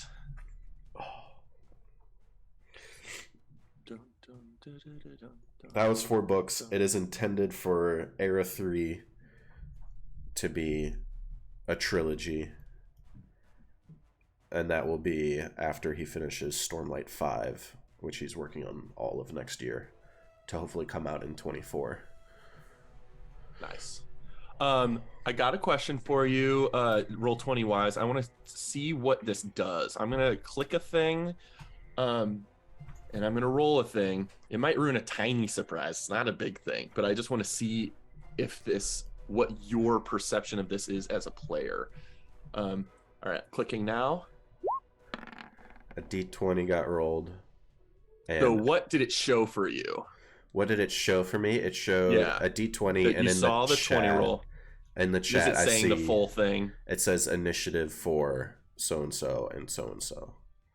But you're seeing the stat modifier and the title of the creature. Correct. Okay, so you're seeing everything, and then in the turn order initiative, It is it did not add there. that creature. Okay, so that part is hidden, and I can see it. So that part's shrouded in mystery, but the initiative to the chat is not. So I wonder how I can manipulate that in the future Right. to be secretier about that. But for this point, it's not. I guess the only other thing is, I guess if you have a way to have a separate turn order that you're looking at, if you could just custom add it and roll a physical dice instead. I definitely can do that for sure. I just like the seamlessness of this. Mike and Steve, I finished Era 2 of Mistborn yesterday morning. Oh my god. So good. I've only read the first book of that series, so I'm sorry. It's Wait, so... you read The Lost Metal too? Yeah. The Lost Oh. Metal, which came out mid-November. I was interrupted by my Disney trip on finishing it. I'm gonna tell Morgan you said that. But I finished it yesterday morning, sitting in my car. It was wonderful. What? Something. You get another after. Just take this. Okay. What of your Disney trip was like your favorite part? Like what ride or what? So like we did Universal, and then Oh. the 3 Disney things, not Epcot. We did Disney Springs, which is like all shopping, and then we did Magic Kingdom and Hollywood Studios, which are the more theme parky. Because Disney Springs you don't pay to go into because it's just shopping, right? Yes. Like a boardwalk. Yeah. I've actually So- done Disney Springs. Of the 3 actual theme parks, Universal was my favorite because it had more actual roller coasters, and some of them were really fun. Like they added a new one. Are the two of you big roller coaster people? I have been. We meant to go to Six Flags over the summer more than we did, which was 0. I wanted to go a couple times, and she used to work there. Okay. So she might have a way to have her coworkers like get her free tickets or something. So, but yeah, I hate heights, but I love roller coasters. All right. Brett, can you put on Twin Elms while we eat? Yeah. And the thing I hate most about roller coasters is that initial climb before it actually all starts. And my 2 favorite rides at Universal, both Hulk and the new Velocicoaster, both start with a super fast launch, which eliminates that part that I hate about roller coasters. Those were so fun. Steve and Mike, how recently had you guys been there? Oh, We've never been. I was there 2 years ago. I was in Disney 2 years ago for Halloween. Oh wow. Yeah. when I was in grad school, I went to Florida, Orlando. So I did Universal by myself because I wanted to go to Harry Potter World, which is the weirdest thing to go to an amusement park alone. And like, it was so bizarre, Sure. but it was really fun. The I Harry only- Potter stuff was awesome. Yeah. And then that was for a conference. And then one time when I was at UW, I also went for a conference. And both times I was there for a conference, I did the Disney free area where you just shop, but wasn't like buying much back then.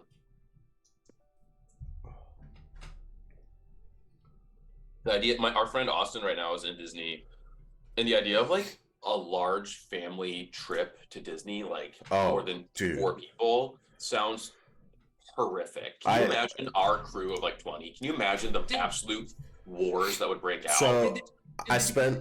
There's like Disney, like people post Disney fights all the time. I feel like on the internet. That's a super funny. Like, are you in Disney fight TikTok? Like, there's such a specific genre of thing that's that. That's But really funny. no, Jacoby's and Kennedy's never did a joint thing there. The Kennedys did it in like 2003. And Michael almost got lost. Classic. I almost got lost. I couldn't ride Space Mountain, so 19 years later, I finally got to ride Space Mountain. Yay! Nice. Good thing you weren't holding on to that.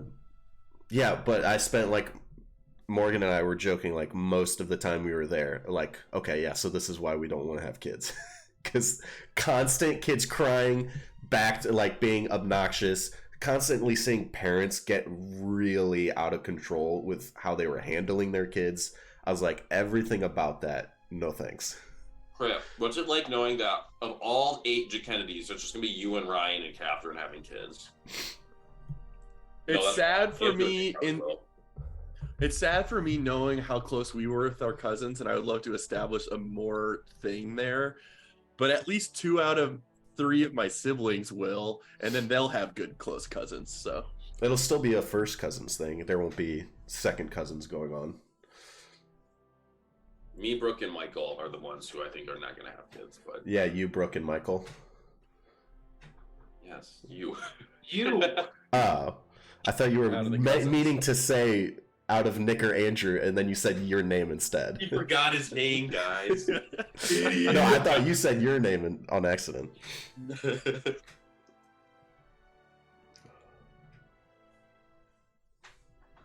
all right, enough of this boring music. Just kidding. What you got? Oh, I was gonna say I have super pizza fingers, so I don't mind sitting here for another second. In case anyone else is eating That's too. fair. But if I'm the only one eating, we can start. Wait, Alex, have you made anything recently? What I'm have I so made? like interested in your cooking adventures. Molasses Oh. cookies have been good. You've made those twice recently. And then Yeah, but I also got a pressure cooker, so I made Oh, this like yeah. insane turkey bone broth, and it like, have you ever had bone broth that's like gelled? I don't really know what that. Sounds scary, as in not appealing by description, but It's like a really intense broth, and it like breaks down like all the collagen stuff from the bones, like gets into liquid, so it's like a superfood or whatever. Whoa. interesting. What do you use it for? Like as a soup or a gravy? As a soup, yeah, to like just make stock for, because we've been making ramen. So. That's amazing. hmm Ramen with like a homemade bone broth? I gotta imagine that's like you've just heightened your game a little bit. I mean, I think it's pretty good. I mean, yeah, Alex makes really good ramen too. So Tim, do you like cooking? I don't mind it. I'm not very good at it, and I'm like just like baseline not very good at it, and then like not very good at it to the extreme base compared to like Alex, who's like actually really good at cooking. So Because you're living the dream. Being with somebody who loves, tell like, me about it, man. someone who's not just good, but like enjoys the process. Like my interest in cooking is like, get me in and out of the kitchen as fast as humanly possible, which isn't really ideal for like the concept of making something nice. Yeah. I mean, I really enjoy cooking. It like relaxes me. It's fun. You know, like the timing of all of it. Yeah. That's how I am with Mary and vacuuming. She loves to vacuum, and I'm like, that's amazing. Keep doing what you love to do, girl. Love vacuuming, so funny. What's your like primary chore, Chris? Taking care of the dog and dishes are both my things, but also like, Mary does a lot of gardening stuff, but I do everything else outside of the house. Like I just did up all of our Christmas stuff in and out of the house. So it's just like, I don't know, like quote unquote big stuff, handy stuff. Like we just put up a bunch of blinds and curtains and built nursery furniture. Like a lot of that's me. But she does honestly more than I do for the house, but I like my contributions. Cool. I hate ironing. That's my least favorite chore. Dry cleaner all day. I'll never iron anything. Ironing sucks. It's the worst. It's like an event. We gotta iron. Yeah, it's like we got a steamer, so I didn't have to iron, and even that's shit. It's so bad, and so I'm just like, I'll just pay the money for convenience and have it dry cleaned. Tim, I hate it too, just for the specific reason of every time I do it, I'm like, I'm gonna burn this. I'm gonna burn this. I'm gonna char the shirt somehow, and it's a really nice shirt. And the reason I burn myself too. Oh no! Also, I have two fears. One, during the ironing. Two, once I'm done ironing, I have this extreme series of events where I have unplugged the iron, but it's still hot. And somehow Archie gets down there, knocks over the ironing board, the iron hits a cardboard box, and the cardboard lights on fire. Where did I burn myself? I had like a big triangle on the back of my hand. My God. From one J. Kennedy trip where I guess Annette was doing some ironing. And I just walked up and I was like, what's this thing? And I just touched it. Oh my God. I think I was 8 or 9 or something, but... Amazing. Yeah, not fun. I have to go to like a very dark place to get it done. For some reason, I'm really slow at it too. I feel like it takes me forever to fucking iron too.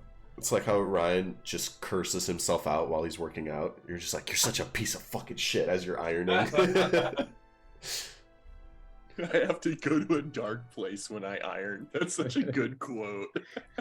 He like locks himself in the bathroom, and it's like, everybody stay away from the bathroom while like there's a process occurring. Well, Griff, like if the door is open, Griff like barks at the ironing board. He like hates it because it like makes a weird sound and it like kind of rocks. You know what I mean? So.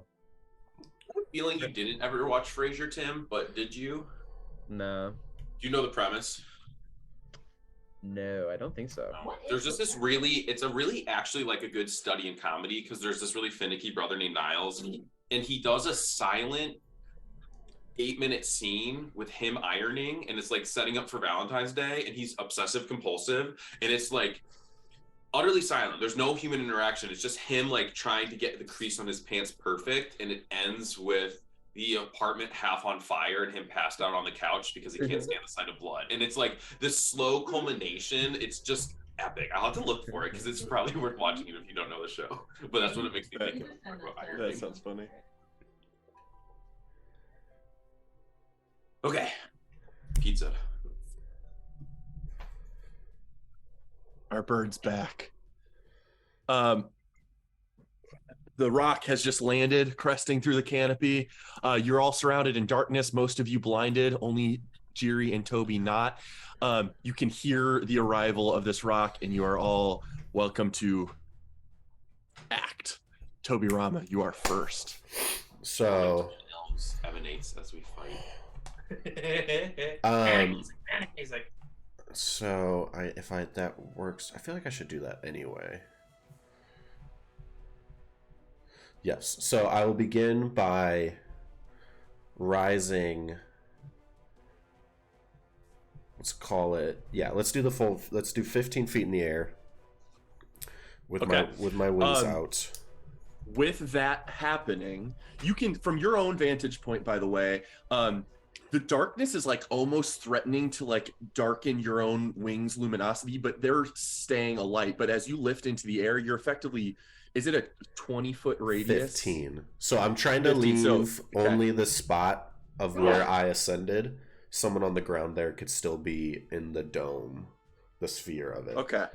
Okay, some of the people surrounding that space may be close, or at least partially in darkness, but we don't need to get too. Yeah, I just about want it, to but- give them an easier way to not have to run 15 feet to Yeah. get out of it. Sure. As that's happening, I will pull a not attached arrow, an ice arrow, out of my tethervine quiver, and I will take Gliraniala and fire it, and as I'm firing it, cast Fear on the rock. A lot going on here. Very cool. Okay, so triggering the summer eladrin, you can see a spark of golden amber energy just alight on the bowstring as you knock it. An ice arrow and an elven bow with a tether of vine on it as you loose it. Not Go attached, because I don't want to tether this thing. Okay, got it. But go ahead and roll with advantage because you are an unseen attacker. Okay. Yeah. You're fearing something that can't see you, so you might want to think about that. Not important. Well, it'll just allow it to make its save more often. I just mean, like, usually when something's feared, it can't move towards you when it can see you. But just, I don't care what you do. Just wanted to give you that asterisk. That is not specified in the fear spell. Okay. Other than making its thing. And so I will roll with advantage. And this is with a ice arrow. 23 definitely hits. Go ahead and roll damage. Make sure to include the ice arrow damage if that's specified. And then I think I need to make a wisdom save. Correct. Is that correct? A d6 of cold damage in addition to this. Okay. So that's 17 plus a d6 of cold. And So we're at 19 and your wings are out. which adds another 8 to it, because I think had them just out. 3. I did not bonus. I actioned them while we were in the sky coming down. Understood. Okay. So yeah, that's a hefty 27. hit. And it also has to make a con save for the ice arrow. Got it. Let's do this. All right. First con save. A 12. I believe it is 15. Oh, yes. you know what? It should be 4 higher because its saving throw is a +9. I'll just roll the +9 to show that it is a +9, but That's so the it same does thing. get a 16. So Yeah. that will succeed. Oh my god, that's amazing. So Okay, it succeeds on the con, but on the wisdom, let's see. that is below my spell save, as I do have the medallion attuned. And so Wow. the terrifying image it sees is the big sphere of darkness starts having protrusions reaching out, and like this eldritch horror floating towards it. Very fucking cool. He is scared. While frightened, creature must take the dash action and move away from you by the safest available route on each of its turns, unless there is nowhere to move. Yep. And that is a good point, but I will keep the darkness up, because I would be able to object interaction puff it out, the candle. Mhm. I'm going to leave it out for now. And that's my turn. You see this enormous bird land, look curiously at the darkness, and then its eyes go wide and it flaps its wings and backs away rapidly from whatever it's seeing. And it will take the dash action to take flight and fly 240 feet away. Which I'm glad the ice arrow didn't have its movement speed. There is that. So you just see this thing book it, ducking its wings occasionally and just flapping through the thick canopy of this jungle, and you borderline lose sight of it with how fast this thing moves. But you can still see it off in the distance, but it's rather far. That is its turn, it cannot see you, so it will try to Right. repeat its saving throw. But is still afraid. Roulette, you are up. Hearing it like go away, I will sneak out of the circle that's now above me, gingerly. Yep. Are we? Toby, do you do something? Is this thing coming back? It should be running away from us faster, and when it wears off, it shouldn't be able to see us again. So we should probably move a little bit. I can hide us.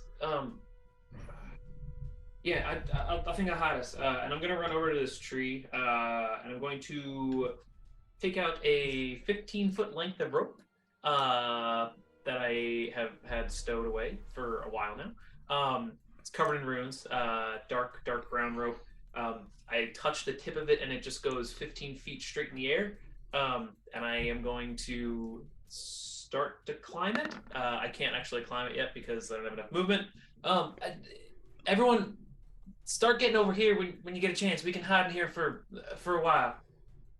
Roulette, as you make it over there, specifically because it rolled very poorly and you're very close to it, you run over to this tree and you see something, like you hear a crack and you see something right behind the tree you just ran to. A very large 11-foot troll that is just like hiding behind, and it's just looking out at Alfie, and it goes, shiny. Oh, man. But you have got your rope out and you are there. Anything else with your turn? Bonus action hide. I'm assuming Yeah, you don't even think it noticed you, but when you ran over here, you just heard a crack right near you, and it's just like looming over your head, looking out in the direction of a shiny metal thing on the ground. Bonus action, I will hand signal something to Alfie and have him go 40 feet, 10. Oh no. Alfie was, I don't know if he was out of the thing. I think he was out of the darkness with the way Toby Rama kind of. I'm just gonna have himself. Alfie go 40 feet in this direction, and I will hug myself, Okay. hug myself up against the tree because I was trying to put the portal like into the tree kind of thing. But yeah, Alfie's just gonna go over there. Okay. That's my turn. Telperion, you are up. So the only thing I hear from you. Your head's like borderline in darkness, but with a little bit of motion, you can break out it and see this globe of darkness is right above you, basically. So wait, what are we doing? We're hiding? That's like I'm just asking you real quick for clarification because Toby scared away this massive thing. I said I can hide us, and then Okay. And then you made a rope levitate in the I air. cast a spell, and I said, "Get over here and climb this." Okay, how high is the rope? It's 15 feet in the air. Okay. And I don't know that thing's there, so I'll say Until sure. you begin to approach a roulette, you'll quickly see it. So this is me going. Okay, so let me go 10 feet and let's see if I see anything by that point. Or I'll go 20 feet. What do Okay. I see something at 20 feet? Yeah, as you start rushing toward Roulette, as she was calling you over to her, you look up right next to Roulette, where Roulette, you see Roulette's head look up, and you can see this looming thing just like peek its way out of behind a thing where it was hiding from whatever commotion was happening. And you see a troll hiding right behind her. Where the fuck are we? What's going on? Everyone, there's a troll over here. Troll in the forest. I'm gonna attack it, I suppose. Thought you ought to know. Thought you ought to know. I just moved 20 feet. Actually, oh god, okay. I'll just step this way, and I'm just gonna. Okay, I want to save a reaction. Oh, I want to hold my action. I want to hold an attack action, but I'm gonna like get my sword out, and yell at this creature. It would be safer to leave now. Go away. We don't want to hurt you. And if it comes at me aggressively, I'll take my 2 attacks at it. I think you only get 1 attack. No, it's my attack action, and whenever I take. So remind me, what did you just shout toward it? We don't want to harm you, or you'd be safer if you left now. Go away. So you see it like puzzling out your words, like it's slow to understand them, but you think they had an impact. Okay. Is Steve correct? Okay, whatever. I'm gonna hold my attack, and that's all. Yeah. With a bonus action, do I see Jiri over there, right? You can see the bottom half of Jiri peeking out of the bottom of a sphere of darkness. I'm gonna send Jiri a message, which is just like free, I think, saying I'm pulling you towards me, and I'm gonna pull Jiri with my bonus action 5 feet towards me just to get him closer to this conflict.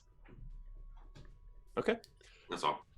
As long as Jiri accepts, he's pulled 5 feet closer to you. Jiri, you weren't encumbered by the darkness anyway, but now you're fully out of the darkness. That it for you.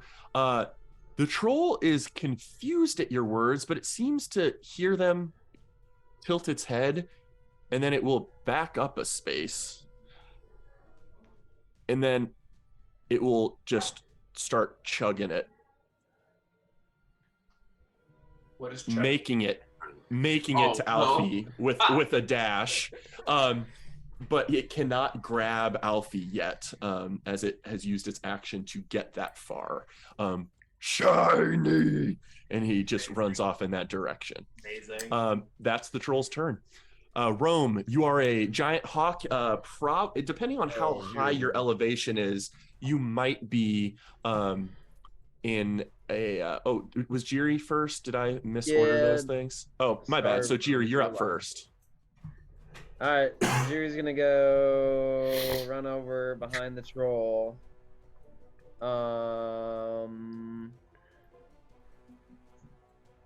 And he's gonna attack it. He's gonna say, "Hey, hands off LV." Okay. And I'm gonna just start like hacking at its like leg. Okay, go for it. You do have advantage. Alfie is a threatening creature to this troll.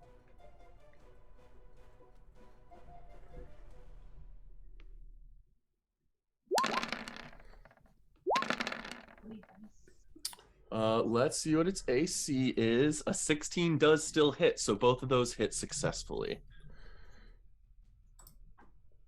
You want to tally up damage there for me on each strike? Yes. Okay, let's see. It is lightning if it misses, psychic if it hits. So 18 and 23. 18 and 23 for a total of 41? Yeah. Got it. 8s and 3s are weird. Those two slashes, depending on where on the leg you're going for, definitely cripple part of its leg as it like buckles and has to struggle to stand back up on it. You haven't quite bloodied the creature, but you've done some serious damage to it. Let's see if this will work. I'm gonna take my bracers and I'm gonna attempt to have them like push the knee that I just like was attacking. Trying to Interesting. topple this thing over. Tabletop them.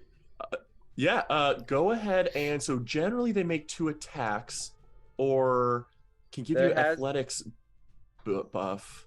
Yeah. I'm just trying to think of if I can give you a boost or a benefit for the way you've just done this. They make 2 attacks, but it's with a bonus action. So I'll grant you effectively an athletics check with advantage as a shove to the ground type maneuver. Okay. So that was a pretty creative use for those. It definitely gets to try and resist here. But 13 is not going to be a 15, so you cut some very important veins and arteries on the back of its leg, some tendons. You hear a snap, and with the cloud punches, it falls prone. No! My shiny! Mm-hmm. Can't really make him look very prone, but he is prone. That's it. I'll just say, hands off! That's it. Perfect. Rome, you are in hawk form. How high up or low down in the canopy were you? I imagine I was like 20 feet up.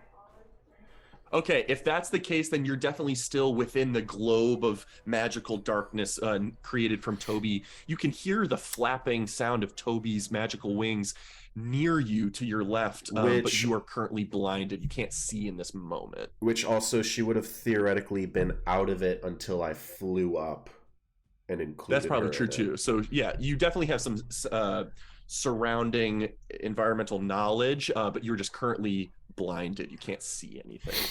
Okay, I'm gonna assume that vultures have like keen hearing or like something like I'm gonna assume that they would be able to like fly in a direction of sound.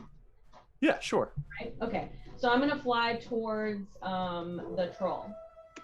Okay. As you start to crest down in that direction, hearing conflict downward and outward, by the time you get within 5 feet of it, you're definitely out of the globe of darkness.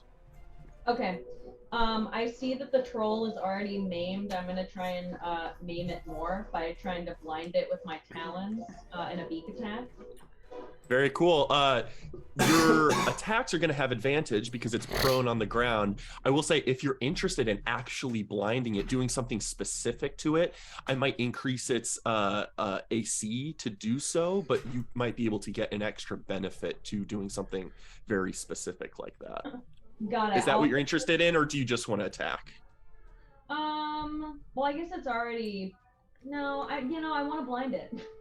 Okay, go for it. I'm going to give it a little bonus to its AC. It's for you to target specifically the eyes of this creature, but go ahead and attack. You do still have advantage. Okay, I have advantage because of pack tactics. Nice, very cool. So I don't know, like I guess they don't. They don't stack, but definitely still helpful, even if it wasn't prone. All right, so it's a D20 plus 4. Sorry.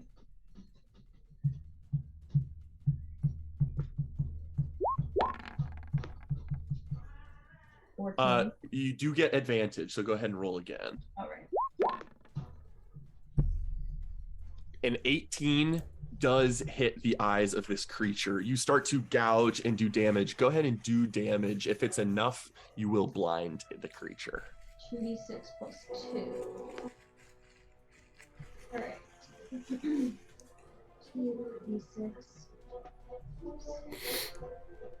Sorry, the plus 2. Okay.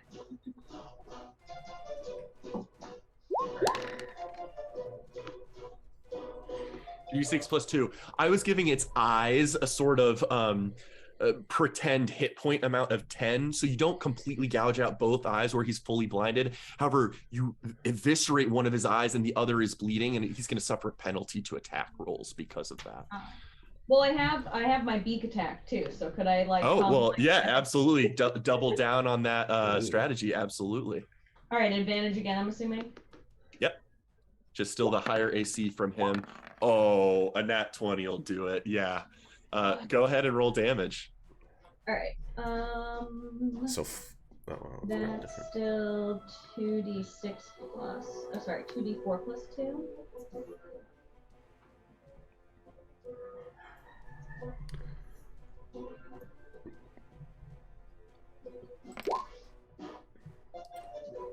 And then go ahead and roll 2 more d4 since it was a crit.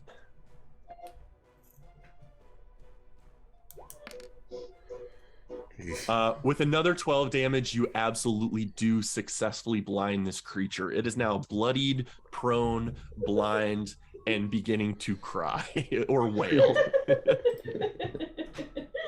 Excellent. Blood, and it just says, "No more shine."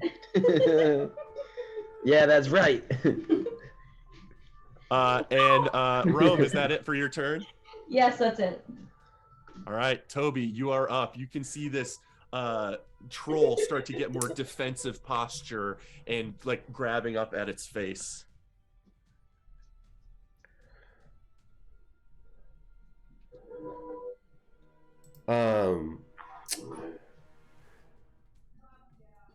You can't ready the casting of a bonus action spell, can you? Correct. Okay. Even if we could like be like, oh, you could totally do that, I'd rather just not, so that we can keep things a little structured. But that's fine. I will blink out the candle and darkness gone. Boom. And I'm at 15 feet already elevation, so I will just fly towards the rope where Roulette indicated. Got it. And that's my turn. I will just, for flavor for this, because I probably would have said it, I'll just say, touch the top of the rope! And that's all I'll say, because, yeah. I'm going to wait to touch the top of the rope. I'm going to be next to it. Okay. Easy enough. I can move out. You hear the continually fading and lessening magnitude of sound as branches and boughs begin to continue to crack and break off in the distance as you hear the rock continuing to flee.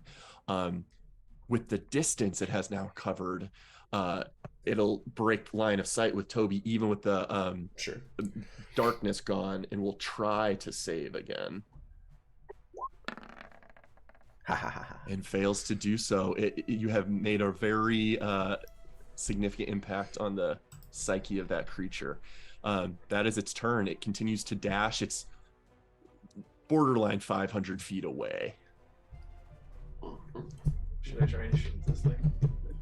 Roulette, you're up.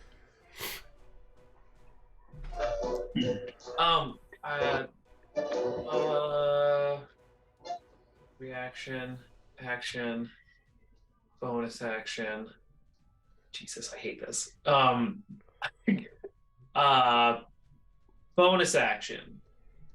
Alfie, wings out. And then I will use my No, I'm just gonna use my action. No, I will, because I have to wait. He goes after me. That's why I'm doing this. Yeah, I'm going to ready an action to cast Vortex Warp on Alfie. As soon as I see him use his bonus action to pop the wings out, I am going to use Vortex Warp to transport Alfie like 30 feet in the air, or like basically just over here, using my mathematical knowledge of trajectories to let him descend 10 feet to the top of the rope portal that I have opened right by. Very fucking cool. Very cool. Yep, that'll work. Yeah, you give him some elevation with Vortex Warp, and he sails the rest of the way. Yeah, and then I will also I will climb first, and I will lean out to do that. Toby, what you will see is like, as I don't need, there's not even anything that activates, like you just see me climb into the tree and disappear at the top of the rope. And I will catch Alfie as he comes in. He almost bowls you over like a dog sprinting. Perfect. Roulette's turn. Telperion, you're up. So is what's his name is in the thing? Roulette and Alfie are inside of the tree, apparently. Okay, I'm gonna join you. But as I do, is this where the rope is, or are you where the rope is? Like up against the tree. That's all you need to know. Okay, you can just climb the rope by climbing the tree. As I'm over here, I will again. I'll step this way, and I'm just gonna pull Jerry towards me if he wants to come towards me. So Jerry, let's leave it and hide. And so I'll pull Jerry 5 feet towards me. He can go here or here. It's up to him, if he wants to. And then you pull me. And then I'm gonna be like, but I'm gonna say back to Telperion, I'm gonna be like, no, we should take this thing captive. Maybe it knows stuff. We gotta interrogate it. It looks too stupid to know much. But do as you will. I'm gonna go try out this rope house thing, and I'm gonna use my. I don't have anything to do with my action, but I'll just go. I'll use my movement to go up there and hang out and check out this rope clubhouse. Yeah, you don't have a climbing speed per se, so it might take your action to dash and help climb all the way there. But perfect. Yeah, you get within 5 feet of Roulette and Alfie, and Toby Rama's right up there too. Perfect. It is the troll's turn, and the troll is wiping blood from its eyes and is on all fours and just starts like blindly putting his arm out across the ground and like crawling in the direction of where Alfie was. Shiny, are you there? And just continues to move that way. Are you guys taking opportunity attacks, or are you going to let it kind of crawl away? I'm gonna try non-lethally to like smack it on back of the head as it's crawling away from me. Give him some copper. Okay, go ahead. Yeah. It is fairly weak. You absolutely have advantage since it's blinded. So go ahead and roll with advantage. You're declaring it as non-lethal, so that might include a check depending on where its hit points land. So let's do that. What Oh the my fuck? god. Yeah, just describe to me with a nat 20. I'm not even asked for the skill check. Describe to me how you knock it unconscious. Yeah, I just like Non-lethally. the pommel and just like smack him right on the back of the head. And you Try to, feel like, the knock him out. surge of like psychic energy pulse into your sword and into his brain too, and he just slumps over to the ground. I'm gonna say that will effectively kind of conclude combat. He's unconscious on the ground. The rock is nowhere to be seen, even borderline heard off in the distance, and isn't returning. You guys are able to get up to where Roulette is. What are you guys doing? I'm gonna take a rope. Oh, do I have rope? All right, hold on. I'm gonna go over to the rope and be like, Roulette, can you throw me down some rope from your bag? Sure. And you see Roulette's head pop out, and I have at least one length of 60-foot rope, and I'll pass it down to you. And I will take it and I will tie one end around the troll's neck and then the other end to the tree, and then I will come back over here. Yeah. And Go ahead and give me a sleight of hand check, just out of curiosity. See how good you are with knots. Yes. You just muted him. Shit, Crit, I accidentally muted you instead of myself. What did you do? That was weird. It also made me unmute myself, which is kind of funny. But yeah, so with a sleight of hand check of 18, you think this is a fairly secure knot. It's going to have to work really hard to get out of that. Should it wake up? Yeah, well, and I'll also like make sure Rome's coming with me. So I'll be like, Rome, come on, let's go into the tree. And Let's I'm go, waving them in. Before the rock comes back. And then before I poke my head in, I feel really bad, and I'm pitying this monster, so I'll give it a second level healing word. Wait, Toby, wait until later. But later I might not be able to help its eyes, which I feel kind of bad about. Okay, just the eyes. Don't heal the leg yet. I'm going to try and target heal the eyes. Okay, you're able to do so. Yeah, go ahead and roll your healing word. Plus 5, 9 points of healing.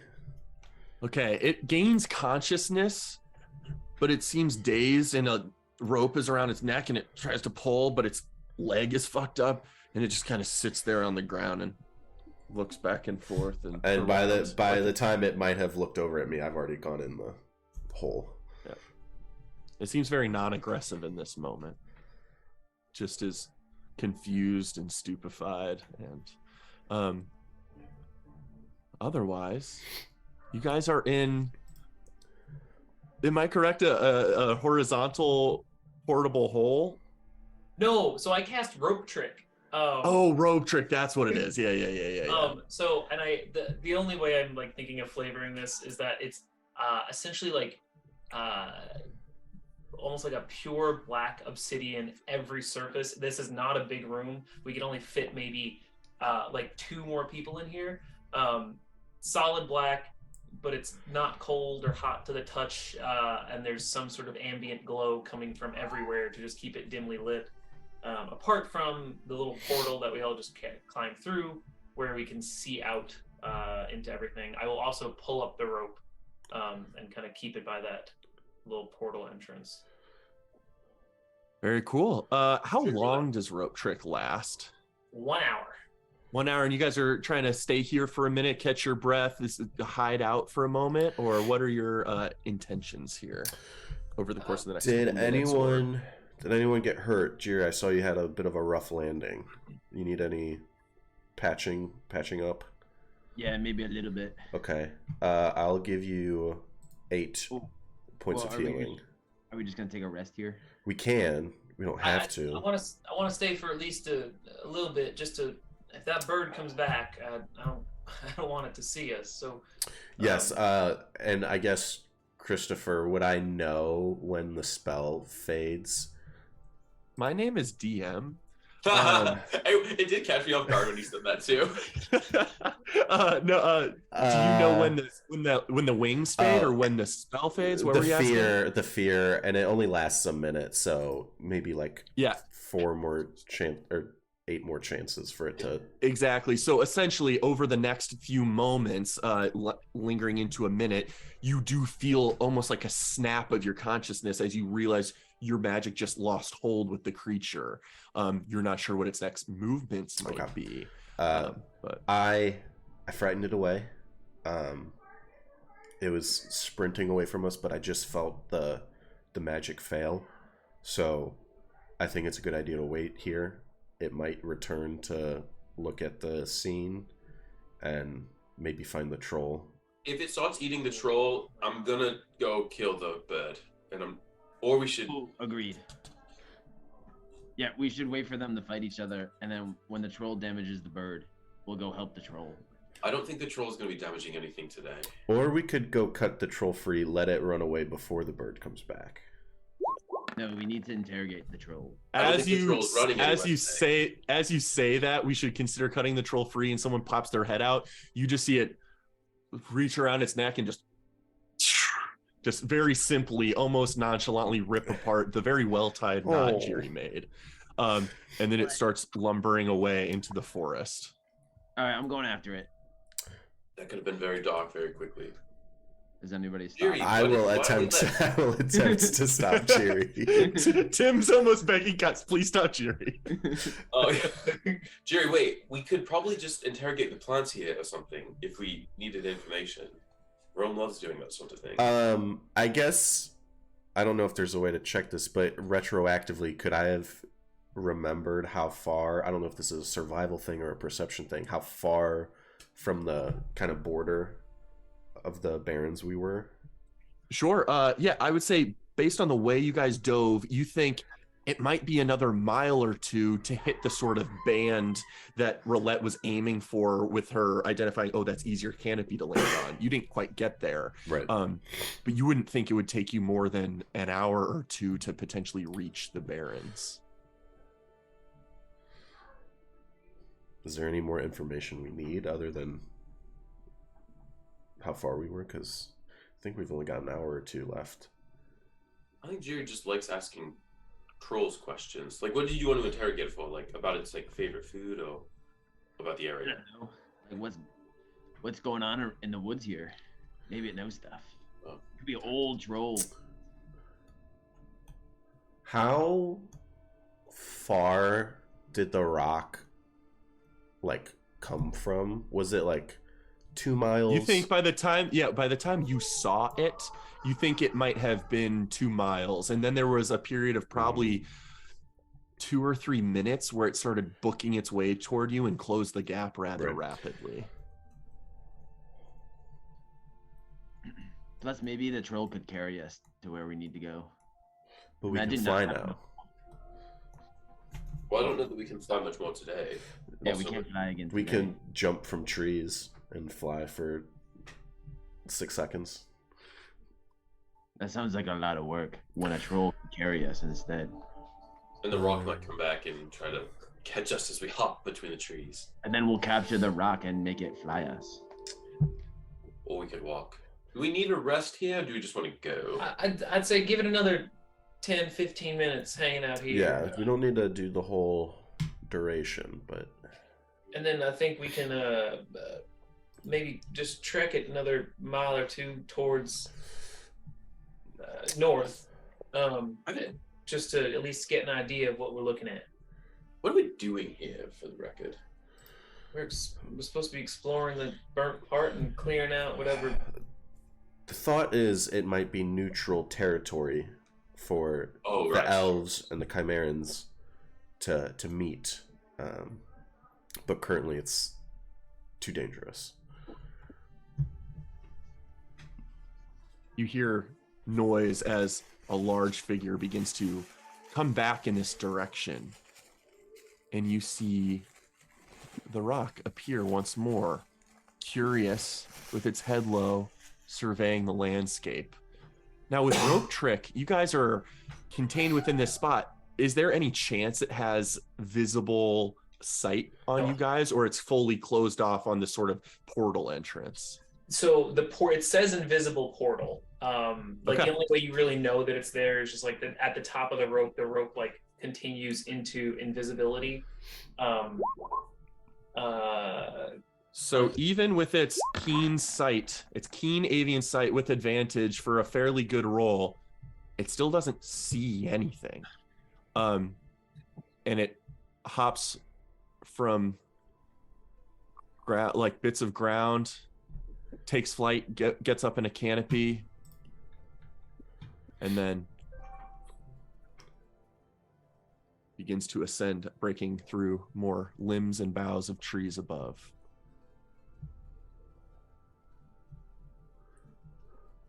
And then eventually you lose sight of it as you suspect it has once more breached the canopy and is now above the forest where you guys are not visible in this moment.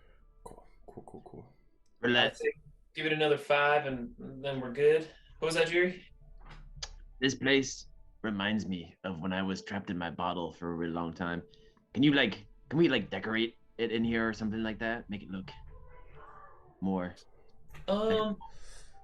You throw me some ideas on what you might like. I don't know how much bigger I can make this place, but I might be able to change a few components to spruce it up a bit. Maybe if you got any ideas. Ooh, like a bed, maybe some posters. I can certainly try to do something like that. Topirian pulls out a skyball poster, puts it on the Oh wall. my god. Perfect. A hand-painted skyball poster, I gotta imagine. Exactly, yeah, for sure. Roulette, this isn't necessarily any better of a time than usual to do this, but I want to give you this. It's the pickaxe head. I was just clearing out my Inventory. No, I was clearing out my quiver, and I think you could do something cool with this. It's a very enchanted, magically +1 metal pickaxe head. You've used it before when you were digging. I just thought it might be useful in your toolkit more than mine. Sure, I will add that to my pocket. I'm gonna clear it out of my quiver. Is there an actual name for it? No, it's a pickaxe. It's just the head, and it's a +1 pickaxe. Did you Yeah, make the it? shaft has been broken from it, but it is a magically reinforced +1 pickaxe head. Which No, was I think it was- on top of the That was- cool anvil. Was not. It was it found was lower before. in the depths of the volcano area. I think it was- By Alfie and Jiri. That was near the magma worm. Yeah, that was when you guys found it up on a pedestal near that big worm, I think. Or maybe it was maybe before then. It was the room. It was before even then. before the little roly guys. Yeah. Remember, like, Before the Gale of Doers. You're exactly right. So we are going to want to investigate the draconic creature. So Jiri was right. We do need information. And Ro, maybe this is an area where either we could find some beasts, or can you talk to plants or beasts today? I am going to de-transform out of my vulture form by like kind of shaking the feathers off. I would imagine that they were like kind of like slivers of wood, and they kind of just like shook off. And she answers Telperion, yes, I can speak with any beast. And are you gonna leave that corpse in the middle of the floor here? Yes, the earth will take care of it. Or the planet will take care of it, my bad. Yeah, you We see it are almost rapidly beginning to crack and break and start being just like almost like the natural process is like eating away the carapace of her form very quickly. But we were talking about decorating it nicely in here, and so Tapirian I just really like the image of the corpse of the vulture just appearing in the sky and falling on the ground below. So he just ejects it from your little plane. Yeah, that would have been tight quarters with the vulture in there. We fit. It's fine. So we need to find something for Rome to potentially question. How about we get closer to the burnt part, that tract of land. I'm assuming. Because we'll probably want to ask stuff inside the burned area. Yeah, man. Or something just right outside it, but yeah. Yeah, if only we had like a troll or something like that to talk to. Darn. I think that thing would have been too foolish to know any. Well, you know what? Maybe you're right, Jerry. For once, maybe you're right. For once. Roulette will start climbing down the rope after 5 or 10 more minutes. Instead of the usual. Or Bro, if you maybe guys you are can all ask- able to exit. Maybe you can ask this tree that we're in. Hmm. The trees talk to each other. They probably have all the good gossip. And what specifically do we want me to ask? Just what do they know of what's happened to this area of the forest? Or we know there's a giant beast prowling this land. Does it have a den? Does it have patterns of how it moves throughout the day? Okay. All right. So I feel like animals would be pretty tuned into that. Before you ask that, just let's establish what we know. Do we know anything about dragons in general? I would say Toby Rama, you can make a history check. Jiri, no. Rome, no. Roulette and Telperian, no. Upon him asking that, can I consult a book and cast Bar Knowledge for this? Do you have an appropriate book that would apply? Dragon's Board. Or I guess maybe the magic's more loose than that. Because I remember I just wanted to buy. I bought a 50 gold worth book from Ira. I didn't put in my inventory of what it was. I literally have a book called If you Tome can- of the Dragon's Word. Well, that's true, but that doesn't include lore about dragons. right. But Toby Rama, if you can remind me of any version of information we might have said about that book, that might be valid. But I don't want to just offhand say, "Oh, sure, it contained dragons," because that's a little too convenient. But maybe there's a chance it did if you can remind me. No, of info. a book worth at least 25. What was the book about? I want to say it was like about general deity Well, stuff. theoretically, the book shouldn't matter. I can just use that to cast the spell and gain a proficiency of my choice. Which is why I'm asking, like, the magic might be more loose than that. I'd have to go back and borrowed- look at what the book was. Borrow knowledge is a weird spell in that way. I would say you could summon the information from a book you're holding to grant you borrowed knowledge proficiency in history checks, but you still might fail to recall information about draconic specific lore. But I would say, yeah, you can still use borrowed knowledge for the check. I'll do that. It just doesn't guarantee anything, basically, but it wouldn't normally anyway. I just want the +3 So- on my history check because it's normally Right. +0. So this +3, 11. 11. Number one, even before the check, you as a long-lived resident of Cliffshade in Durast, draconic imagery, heraldry, wyvern and dragon aesthetic is often pursued in that landscape. So there's like depictions of all the different types of dragons throughout building structures, reliefs on walls, that like horror stories of bad dragons, tales of like kind dragons that may have helped travelers sometime. So you gain like the basic understanding just from your upbringing, tales people might have shared. And then with an 11,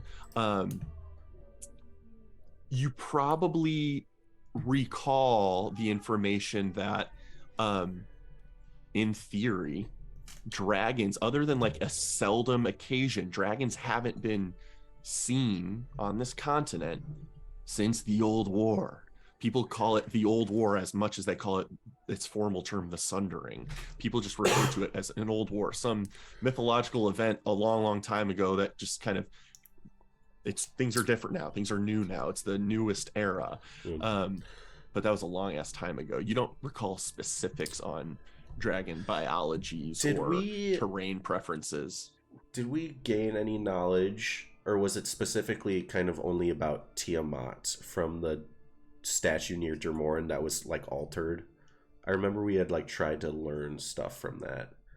I remember I rolled a nat 20 on that, and we got info on Tiamat specifically and how the statue itself had been adapted.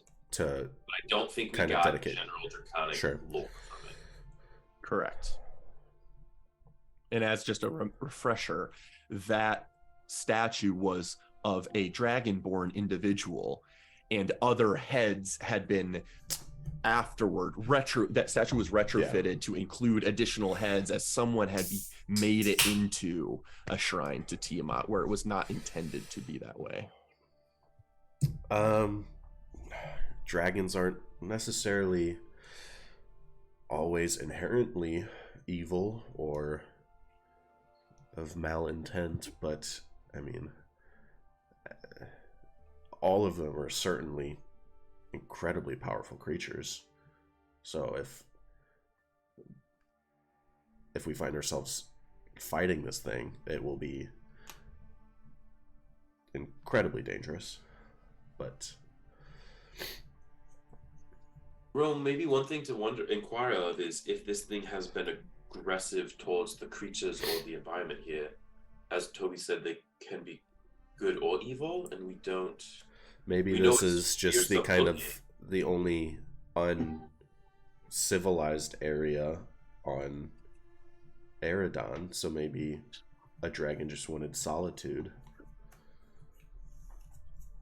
How about we just do a quick trek north and get a better visual on what we're looking at first, and kind of take stock of it once we get there.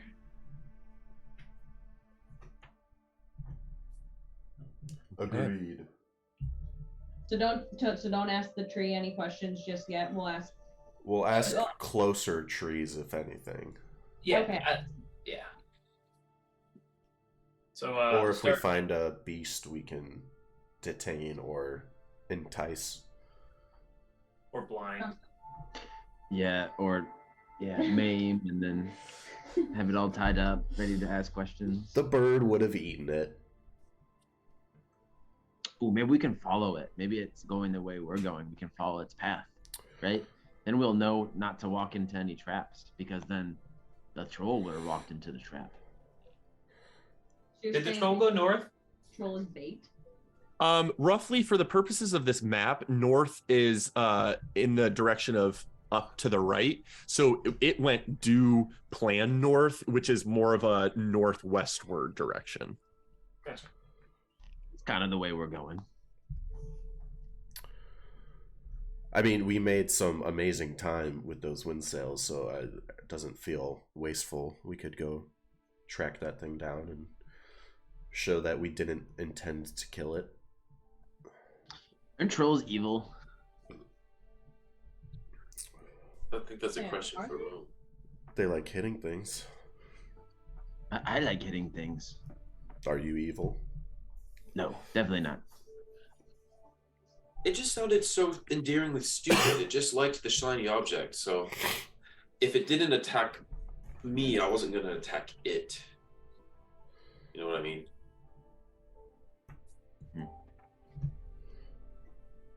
Okay, let's just go north. I will say, Harold Calcha is my favorite because these things were game changing. That just saved us like 2 days. Is there an easy way to kind of maybe like keep it on your back the Yeah, it's a quarter staff, so it can be stowed like a great sword or a quarter staff would be probably on your back. Yeah, because it's too long to be holstered at the hip, probably like a long sword or scimitar could be. So yeah, everyone can feel free to wear them at their back or store them in a bag of holding or otherwise. But My quiver has a few spaces. If anyone doesn't want, I have like 4 spaces for quarterstaff-esque items, and I can store it for you. Just let me know I if you might store mine because my back is already a little cluttered with my bow and my quiver. So yes, I will store mine in your quiver. We got 2 in there. I will store mine. Jimmy's gonna store his in his like carpet that he's carrying around. Like he'll put it Oh my god. in the roll, the carpet. But for now, he's gonna walk with it, like as a walking stick. very cool. So I won't put it in my thing, but we'll just know for purposes I keep Yeah. yours on me. Okay. I How about figure Rome and roulette?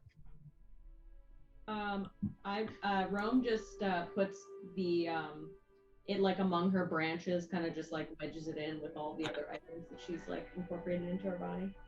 Perfect. Alfie's easy enough; it can fold into his form. But roulette, are you storing yours on your back, bag of holding? Otherwise, I will probably put it in the bag of holding just because it's for easy access that way. Yeah. cool, perfect. Well, with those stored and otherwise, you guys are welcome to venture in the direction you want. Do you want to go pursue the troll, or do you want to just journey north toward the Barrens, which you believe you're fairly close to? North. North. To the Barrens. Very We'll well. find cooler creatures north, anyways. I bet.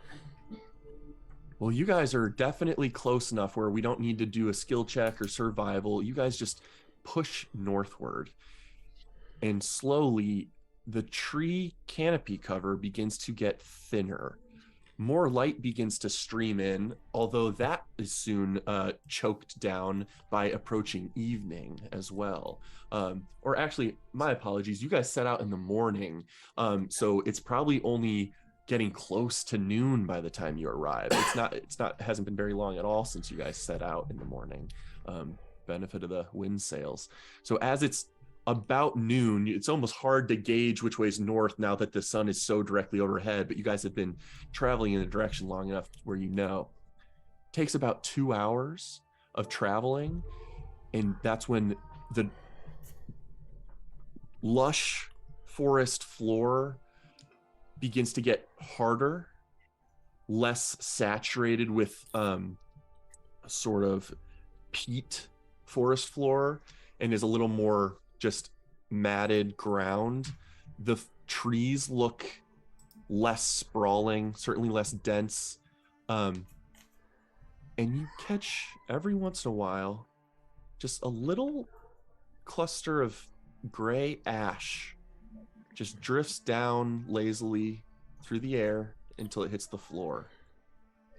You maybe see a speck or two every other minute, but it's enough where it catches your attention as strange in this land.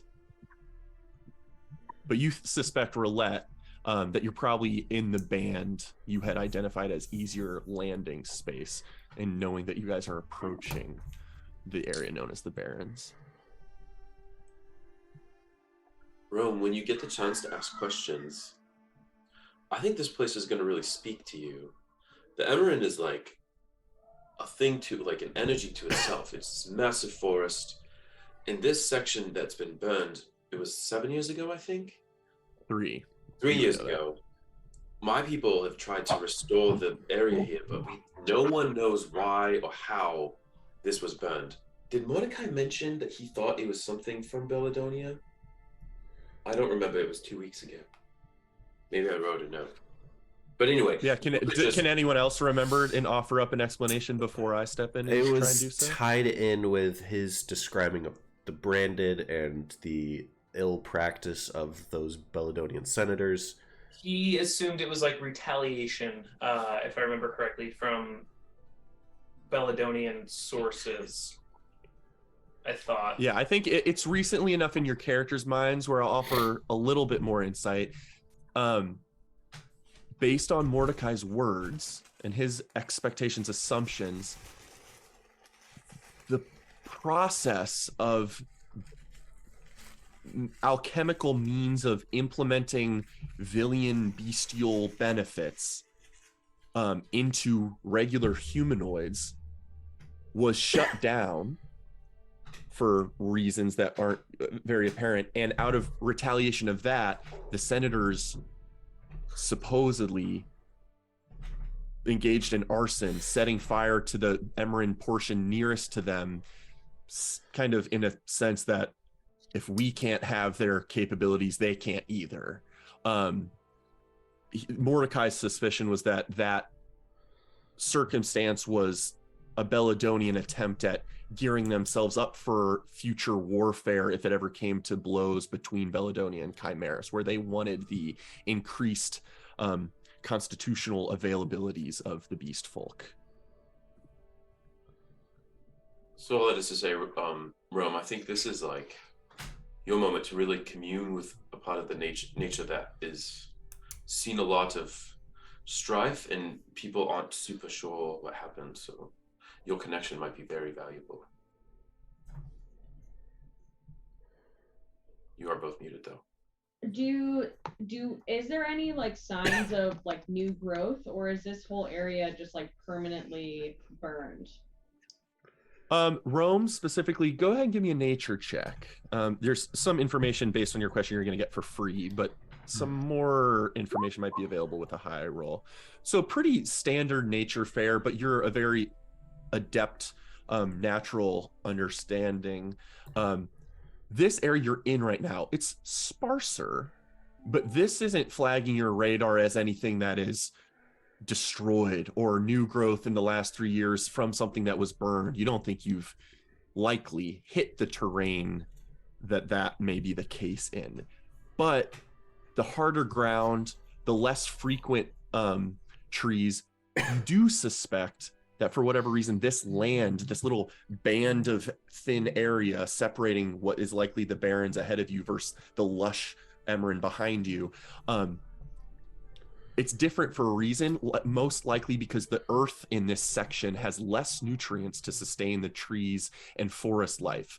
So you guys are getting closer to a location where maybe there's even less nutrients available. Maybe who knows what that landscape might look like as you guys continue on another mile or two, but the trees look like they've had to fight to survive in this area. They're surviving, there's growth here, but it's more choked, less rich than where you've come from.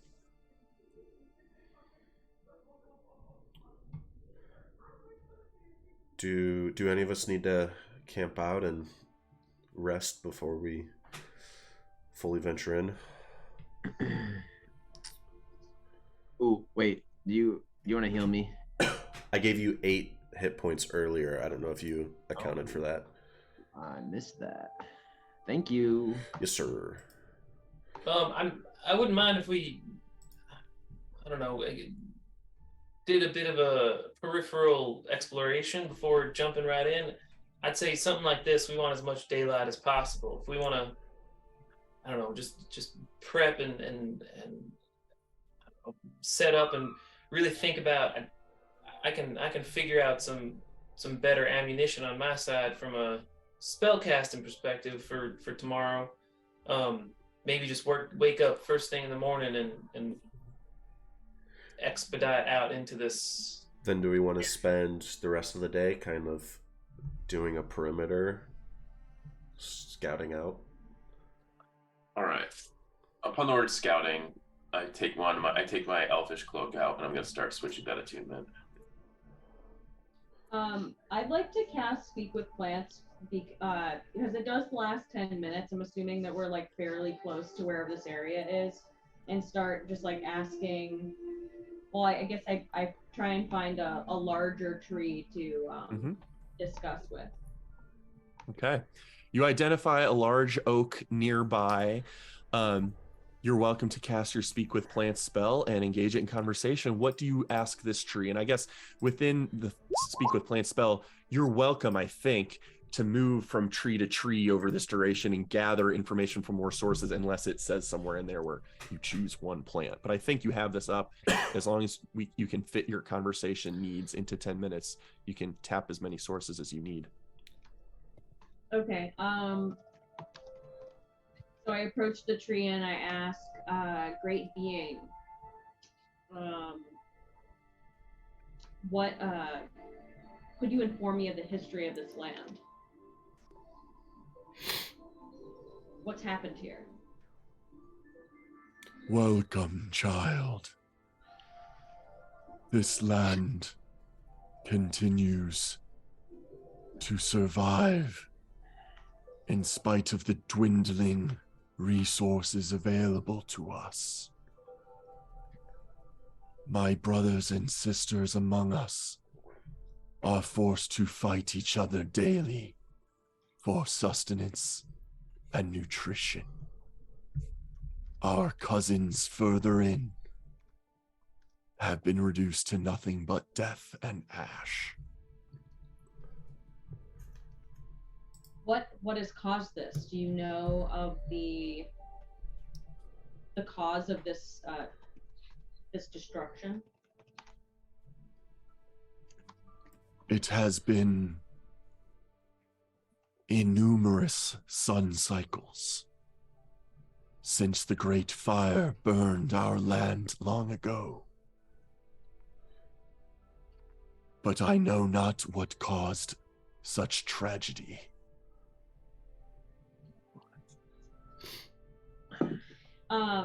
Do you know the direction in which the nutrients are being pulled away from you?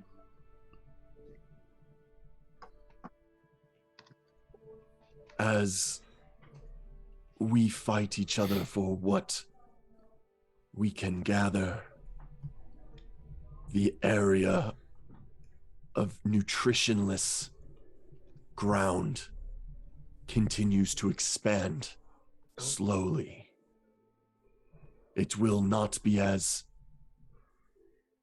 fast moving as the destruction of fire, but it will claim the lives of many trees nonetheless.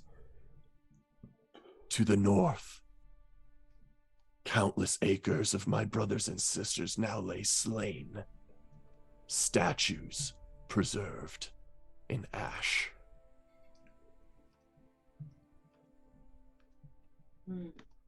They will have no words for you. Do you know of any great beast that lives in this land? Rumors come to our ears via only the critters and small beasts foolish enough to walk the barrens, as they have been come to be known. For the words of our brothers can reach us no longer. Sightings of foul shadow scars the landscape to the north in suggestion that it stalks something not our own.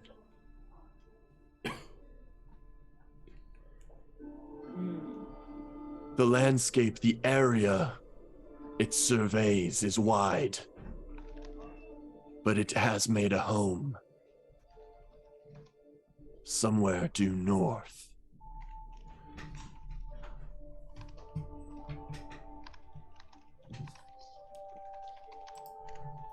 Do you have any advice for us or my companions who plan to venture into the Barrens?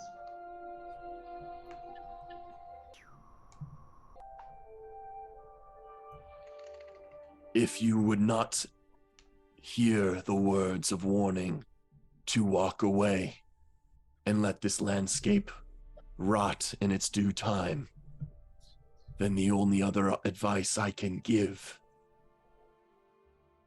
is for you not to eat of the slain beasts that have fallen to that territory, as they have fallen ill to poison and tar and acid, and will not sustain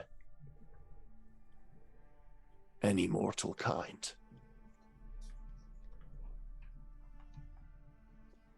Thank you so much for your extensive wisdom. I wish you my very best, and I hope to return your nutrients back to you and your brothers and sisters in fast haste. It was nice to speak again with a stranger before my final years conclude. I bow and walk away. Very well. I let everyone know about like what exactly I was told by the tree. But it sounds like we have more information to collect to know where exactly this large beast is. But we should be as stealthy as possible because it sounds like it has a really large range.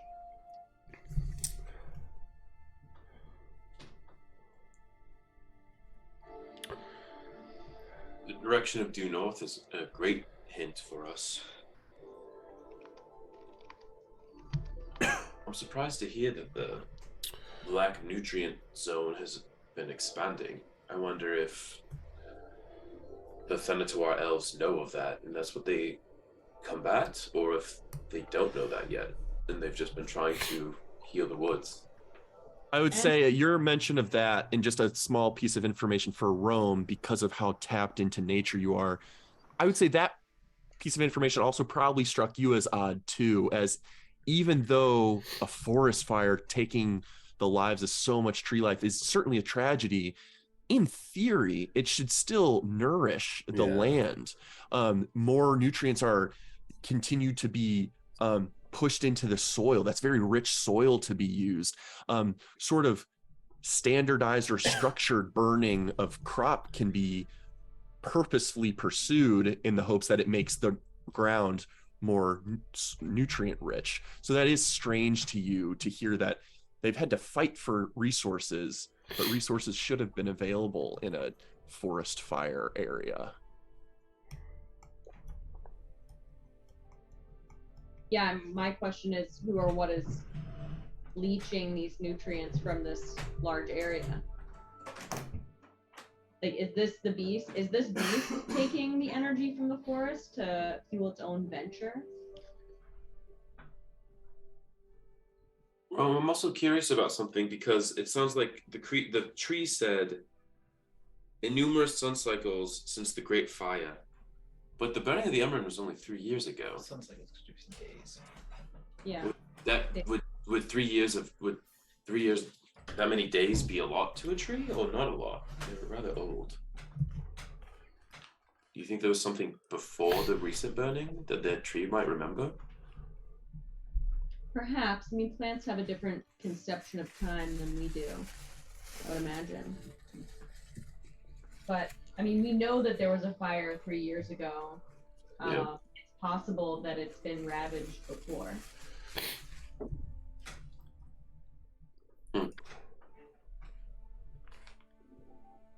Whoever's taking these nutrients are taking more than their fair share, and is clearly disrupting the balance of this area. So we definitely need to figure out in what direction these nutrients are being leached from, because maybe that will point us in the direction of wherever this beast is.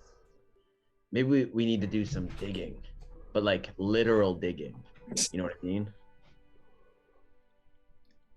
To see how far down To see, yeah, because how far the bad soil goes. Exactly. Oh, interesting. Jerry, start digging. Well, I mean, I'm certainly not going to be the one to do the digging. Why are you above doing digging? I mean, we just got cleaned, you know? I don't want to get dirty again. Oh, I know who can do digging. Shadow Moby. Do we have like a shovel for him? I We have a certainly pickaxe don't head. have a shovel. You could use my old shield. I don't know if that would be helpful. I have a proposal. We obviously aren't going to want to rest in the Barrens.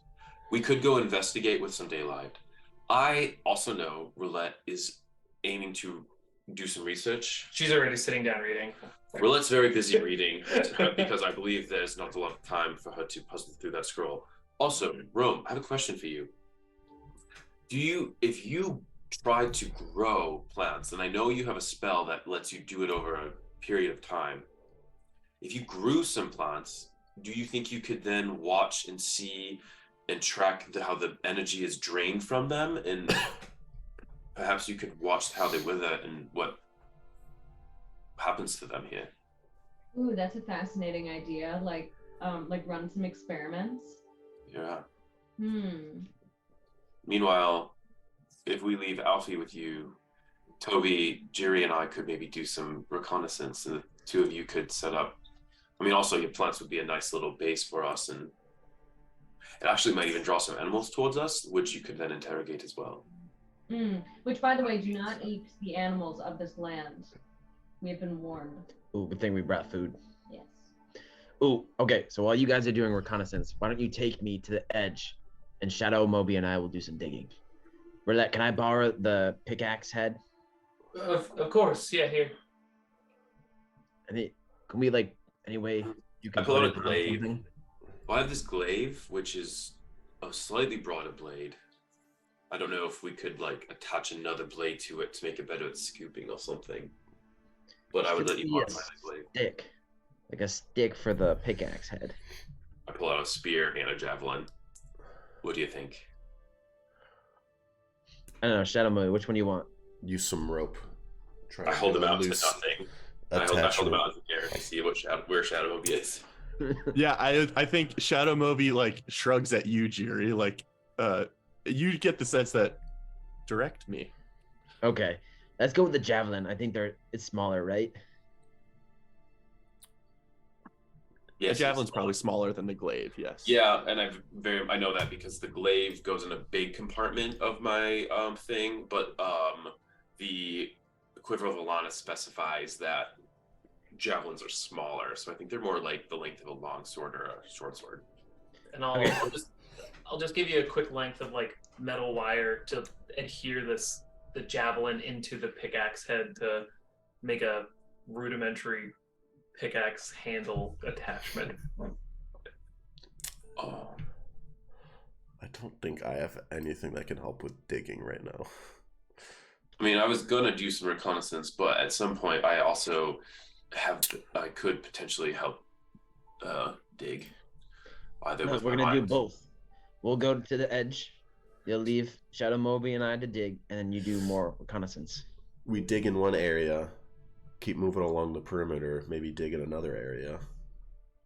We're gonna dig really deep. The archaeology. D&D archaeology. Yeah, we're gonna use holes logic from the movie/book, where it's gonna take almost an entire day to dig a hole 6 feet deep. Okay. Just warning, it's a serious process to dig. Probably the surface terrain goes faster, but some of the deeper earth is going to take a while to actually dig into without magical means. The +1 pickaxe will certainly expedite this. I will also put my 20 strength to it, and I can put some telekinetic movements toward it. I can cheer you guys on. That can help me excavate. So you can I'm gonna blast. Also, you could enhance my blast. ability. You could enhance my strength, Toby, I could do that tomorrow. or my constitution, whichever. I'm not letting Shadow Moby do this now that it's becoming a more serious thing. If we're gonna spend a day on it, which we actually probably shouldn't. But I have unpacked my sleeping bag, and I am just chilling in or around the Rome area. But I am picking back up where I left off in that spell scroll in my notes, to try and get as much out of it as possible. Out of curiosity, how many hours have you spent toward it so far? I have 10 hours in 2 days. Today is day 3. Okay. Yeah, definitely. You're gonna be able to knock out a good chunk. I don't know that you're gonna put 12 hours, but in theory, it's around noon. If you went till midnight tonight before you guys long rest and set out in the morning, you could theoretically get in as many as 12 hours, but that would be some serious commitment to doing it for that long. But yeah, you can knock out some serious studying this afternoon and evening into night. Thaumaturgy does like small things, nothing of substance really. But you shaped stone before. Shape stone shape is a spell. I think it's 3rd or 4th level, and I do not have it prepared. I was more on a travel mindset. I didn't realize we'd be doing the whole journey in an hour and a half, so my spells are not quite suited for the day of entry into the Barrens. That's fine.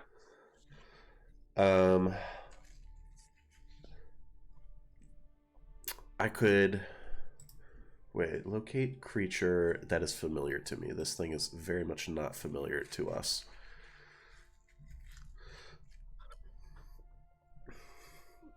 So you're studying. Yes, and Rome, are you're you- perceiving. So the 3 of us are about to leave. I don't know what Rome's up to. Rome?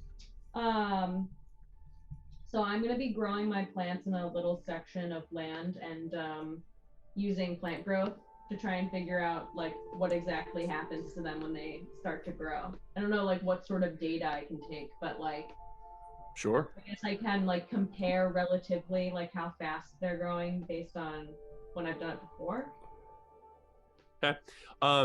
Let me ask, how many spell slots? Because I think plant growth is 3rd level. Is that correct? How many spell slots are you willing to or interested in utilizing for this data gathering? Are you going to do it once? Are you going to do it twice or 3 times? I'm just curious. I'm gonna use it once because it's like an 8. I could potentially do it for up to 8 hours. Okay. And the 8 hours would help you affect an area of up to like a Right. mile in radius, right? Yeah. Okay. Wow. That might, if you focus on one spell being cast over that duration, that might be sufficient to gather some good data. It will just require your attention for that duration, probably. Mm-hmm. And then Jiri, Telperion, and Tobirama, let me know what you guys are doing. What were you going to say, Ro? Oh yeah, Rome. I was just gonna ask, is it something that I could like 8 hours? Is it 8 hours like straight through, or could it be like we do 4 hours and then I come back to it and another 4 hours, or is that like you have to cast the spell again? I think it is a somewhat ritualistic thing where a druid might do this to sort of ceremonialize or dedicate a large area of land for nurse. So it probably is going to be somewhat requiring one shot, but it could be the case where you gather some data in 2 to 3 hours, some more information as the new hours go by. You probably won't be able to take breaks, but you'll gather more information the longer it goes. Got it. Okay, so I'm just gonna continue to do that then. And maybe you might So find it is a something somewhat out. big commitment time-wise, but there will be data you can gather. You also might think of creative ways to need to cast it again. I don't know, but because I don't know what you're about to find out. Right. I mean, they're digging holes right now, so I figure like we probably have time. And I'm not going to be Yep. very helpful for digging holes, so I'm going to be on sentry duty, keeping an eye out for big things and also small sneaky things that might attack us, because Roulette and Rome are very focused and not able to be paying attention much. So I just want to be on guard duty. Okay. With that in mind, Jiri, specifically, what are you doing for because it sounds like, unless I'm misunderstanding, it sounds like Telperion might be doing the quote unquote heavy lifting of digging the hole. Jiri, what's your contribution to that venture? Are you just aiding Telperion, or I think I might have missed that. I'll have Shadow Moby also kind of work at like smashing as well. Maybe like they can sync up their like hits so they're at the same time, like in the ground, and then I'm gonna do a double Eldritch Blast on the ground to like loosen up the soil in between. So I'm gonna stand there and just like blast it with like air. Okay. With you and Shadow Moby aiding him. I think that's enough to give Telpir an advantage with what he's doing. Okay, so now let's tackle both these things. The afternoon and evening and into night will go by over this time as you guys pursue these ventures. But Telpirian, go ahead and give me athletics check with advantage. Roulette, you are studying. I would say, unless you want to stop yourself at any time, you can go for as long as you want to try to go for. And then Toby Rama, go ahead and give me perception. Also, Jiri is singing the Holes theme song the entire time. Yes.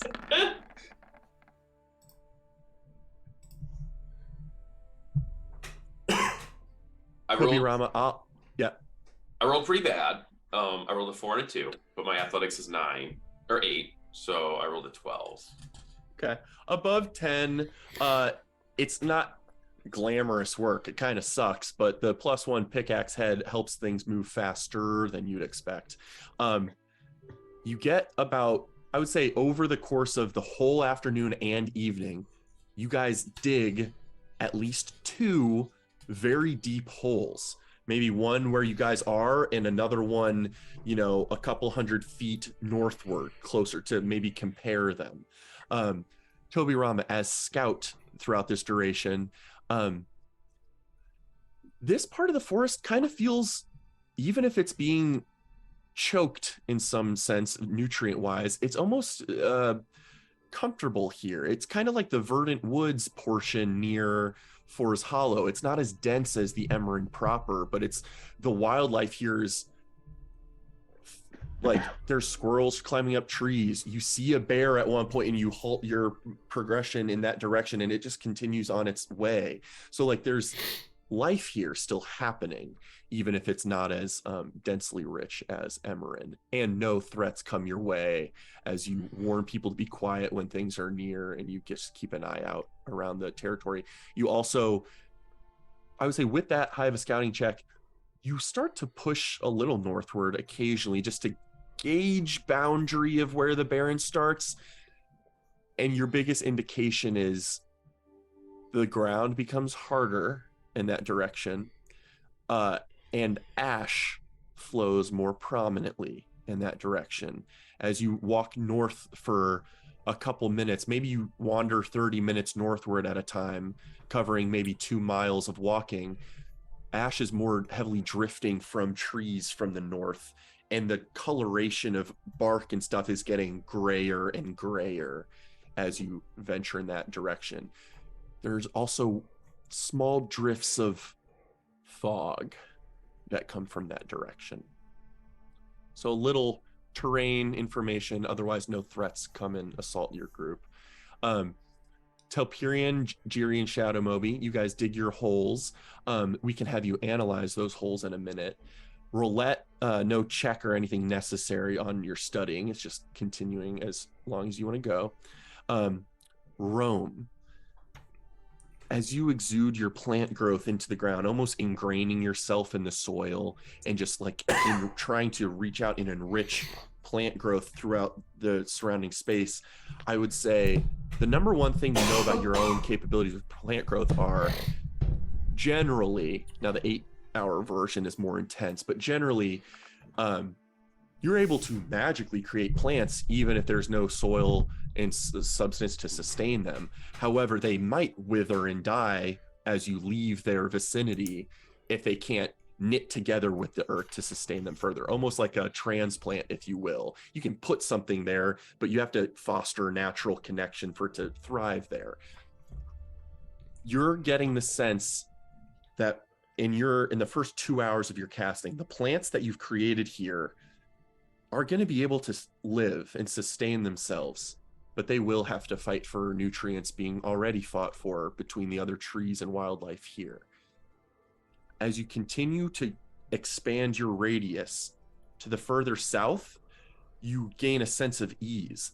Those need to fight less for nutrients. They're going to thrive more fully themselves and not need any of your help. And as you go further north,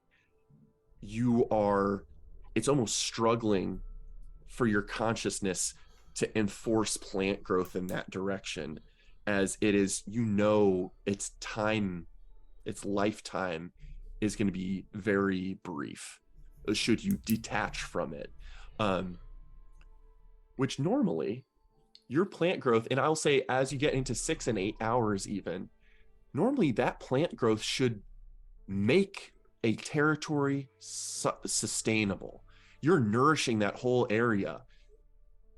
And the fact that you can't get that same connection northward suggests to you, and maybe this is already something you assumed, but suggests to you it's not just barren soil. There's something nefarious, vile, foul, perverse happening magically in the territory to the north that is suffocating plant life. It's not allowing plants to grow. And as you reach the pinnacle of your mile radius of this spell, you're hitting what you would consider the barrens. And the moment you create plants, vines growing up, you just feel them fraying at the edges and almost disintegrating as fast as you can conjure them into existence. Very difficult to, virtually impossible to create sustainable plant growth in that direction. And you even touch, within your extended consciousness and plant growth, you even touch the roots of dead trees, and almost it's like a jarring sensation to you as they're void of life. You know for a fact you could not communicate with the trees in the barrens, as they have no life with which to grant you words. So that's kind of the information you gain with your plant growth. Telperion, I'll have you make a nature check to kind of gauge your own understanding of the holes you guys have created. 11. Above 10's enough to know that you guys have gone deeper than, now these are big trees still, not as tall as the lusher portion of the Emerald, but still tall trees. You've gone deeper than some of their roots, but you know you haven't dug deep enough to get beneath all of these tall trees' roots. So you can't speak to how far down, quote unquote, the bad soil goes, but you do see how shallow good soil is in this region. And as your more northern hole that you've dug, it got difficult, more and more difficult to dig as you went deeper, because the ground gets harder, almost like there is an inch of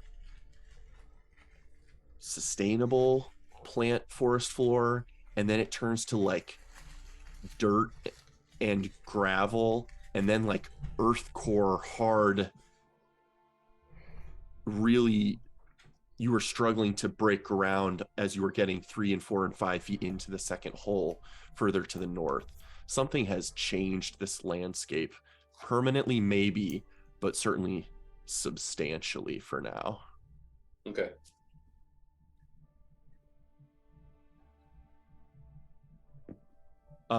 Roulette, I would say, with the way those other checks went, you know, it can be getting to 8, 9, 10 o'clock at night, and before they all finish their exploits.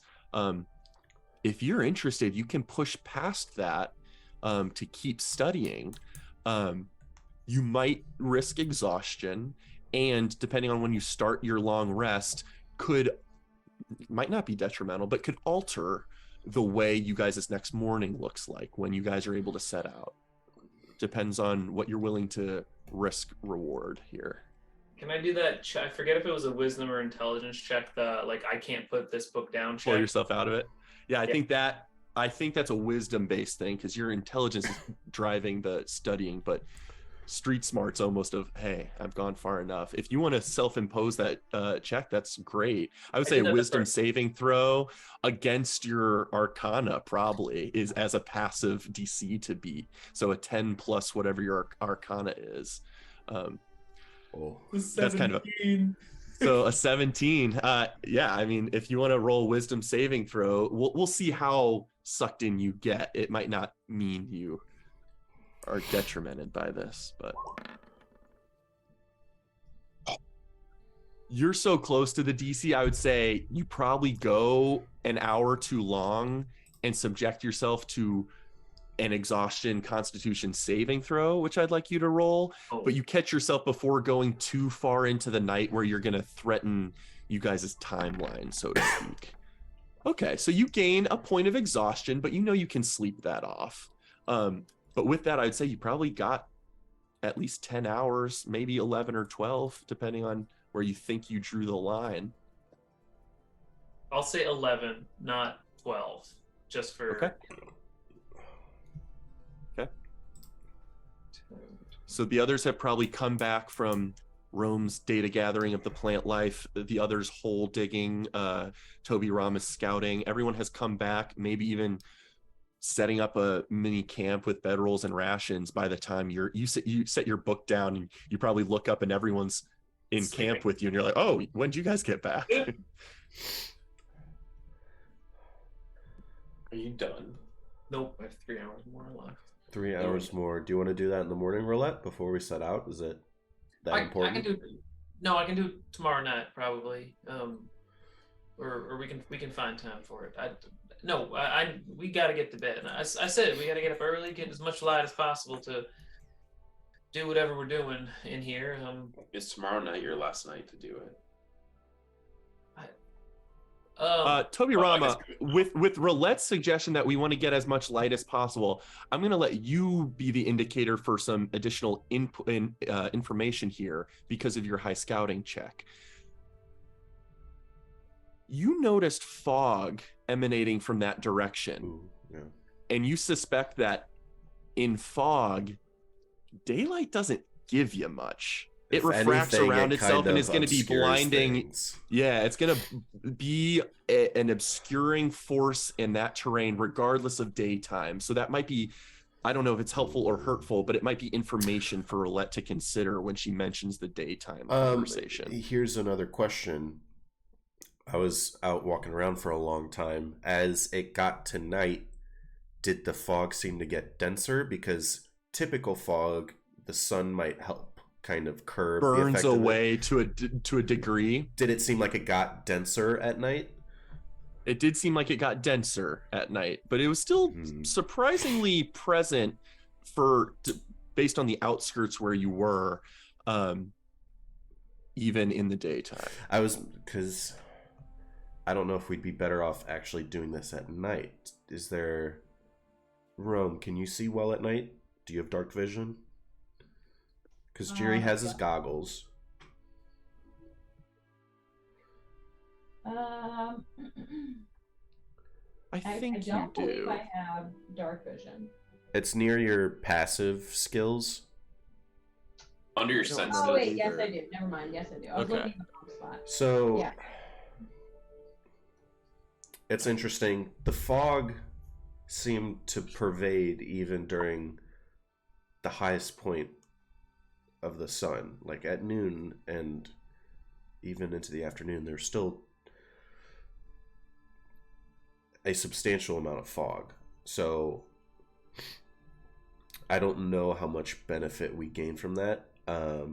If this is a timetable thing for you, I don't know that I would count on us having time to do in the forest versus outside of it.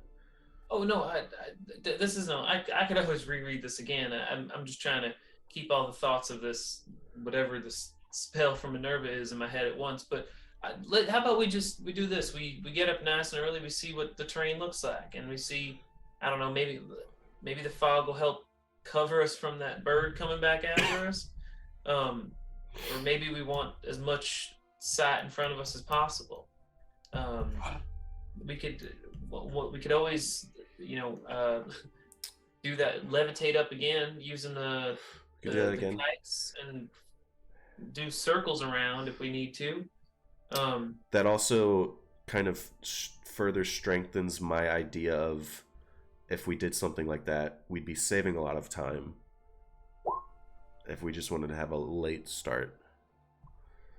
We also can't technically do the levitation until exactly 24 hours from the previous morning. It's once per Yes, as a note, 24 hours is different than resets at dawn. Oh, it says 24 hours? Ah. Ah. So I have an idea. What you got? What you got, Toby? I was just gonna say, in general, so there's kind of like almost a little space in between. That is where we're kind of hanging out right now, of where the Emerald gets less dense. So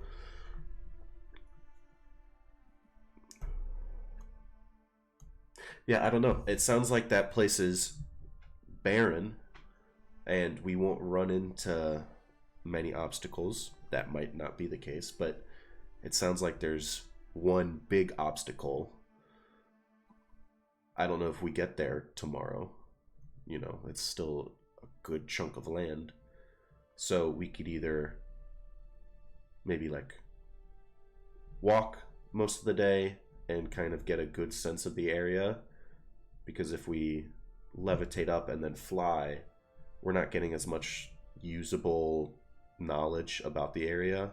And last time we were up in the air, this close to the forest, Oh, Big Bird, if the Big Bird saw us. So I'd prefer to stay on the ground and that makes me feel better. Maybe we have a reasonable day of travel tomorrow, but we still prepare for anything.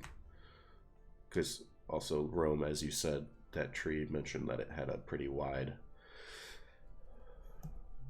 range of roaming, pun intended. Yeah, that too. And I also just had a thought. Do we feel like less energized moving like more towards the like barren area? Like are like animals connected to like that like energy draw, nutrient draw, or is that just Oh yeah, as we were moving around today, was there any feelings we felt? The air doesn't feel thinner. What you have noticed is there is seemingly less wildlife in this area than you would have guessed in a dense jungle, or not quite jungle, but forest here. So it does seem like surprisingly little wildlife. Rome, I don't know that you would have gained any wildlife knowledge within your plant growth spell, so you're not quite sure how, if there are variables that might affect you guys further north. You just don't know yet. Sure. Well, I guess my point is that we should keep that in mind so that, you know, if our energy is drawn in that particular area, we're not like hindered by spending too much time there.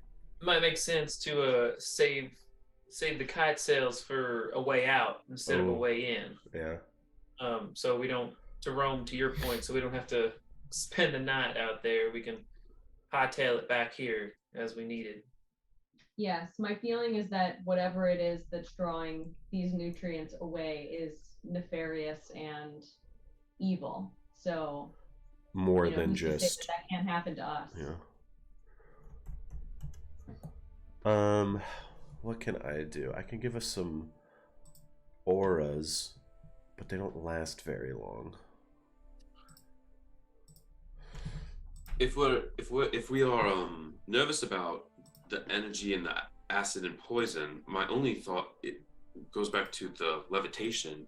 If we levitate from here and go just due north and try to hit the river and then maybe go south, we'll have gotten much further to the due north that we're trying to get to, and could then spend less time wandering around the barrens. Yeah, but what happens if we go too far north and then we gotta go south again? Do you mean the arrows are a little Question. weird? Do you mean something like this, or like? If you turn on no snapping, if you hover over your ruler and instead of snap to center or snap to corner and do no snapping, it's a little more easy to navigate. Because are we kind of where the yellow end of this is? Like that to me that feels. Yes. So we could just go like that and then start and then go in. I mean, I think we should just walk. And again, I think we should save these kites for Yeah, an escape plan. I agree. If we need to get out. I think we did some wonderful data gathering, so I really don't mind how we proceed from here. Yeah, I think we So then it becomes a question: do we try and trek into the heart of the portion or directly north? Because they're a little different. Oh. I believe Rome got some intel and said due north of where we are. So I'd say we just head due north and then explore from there. And if nothing, then maybe we start heading west.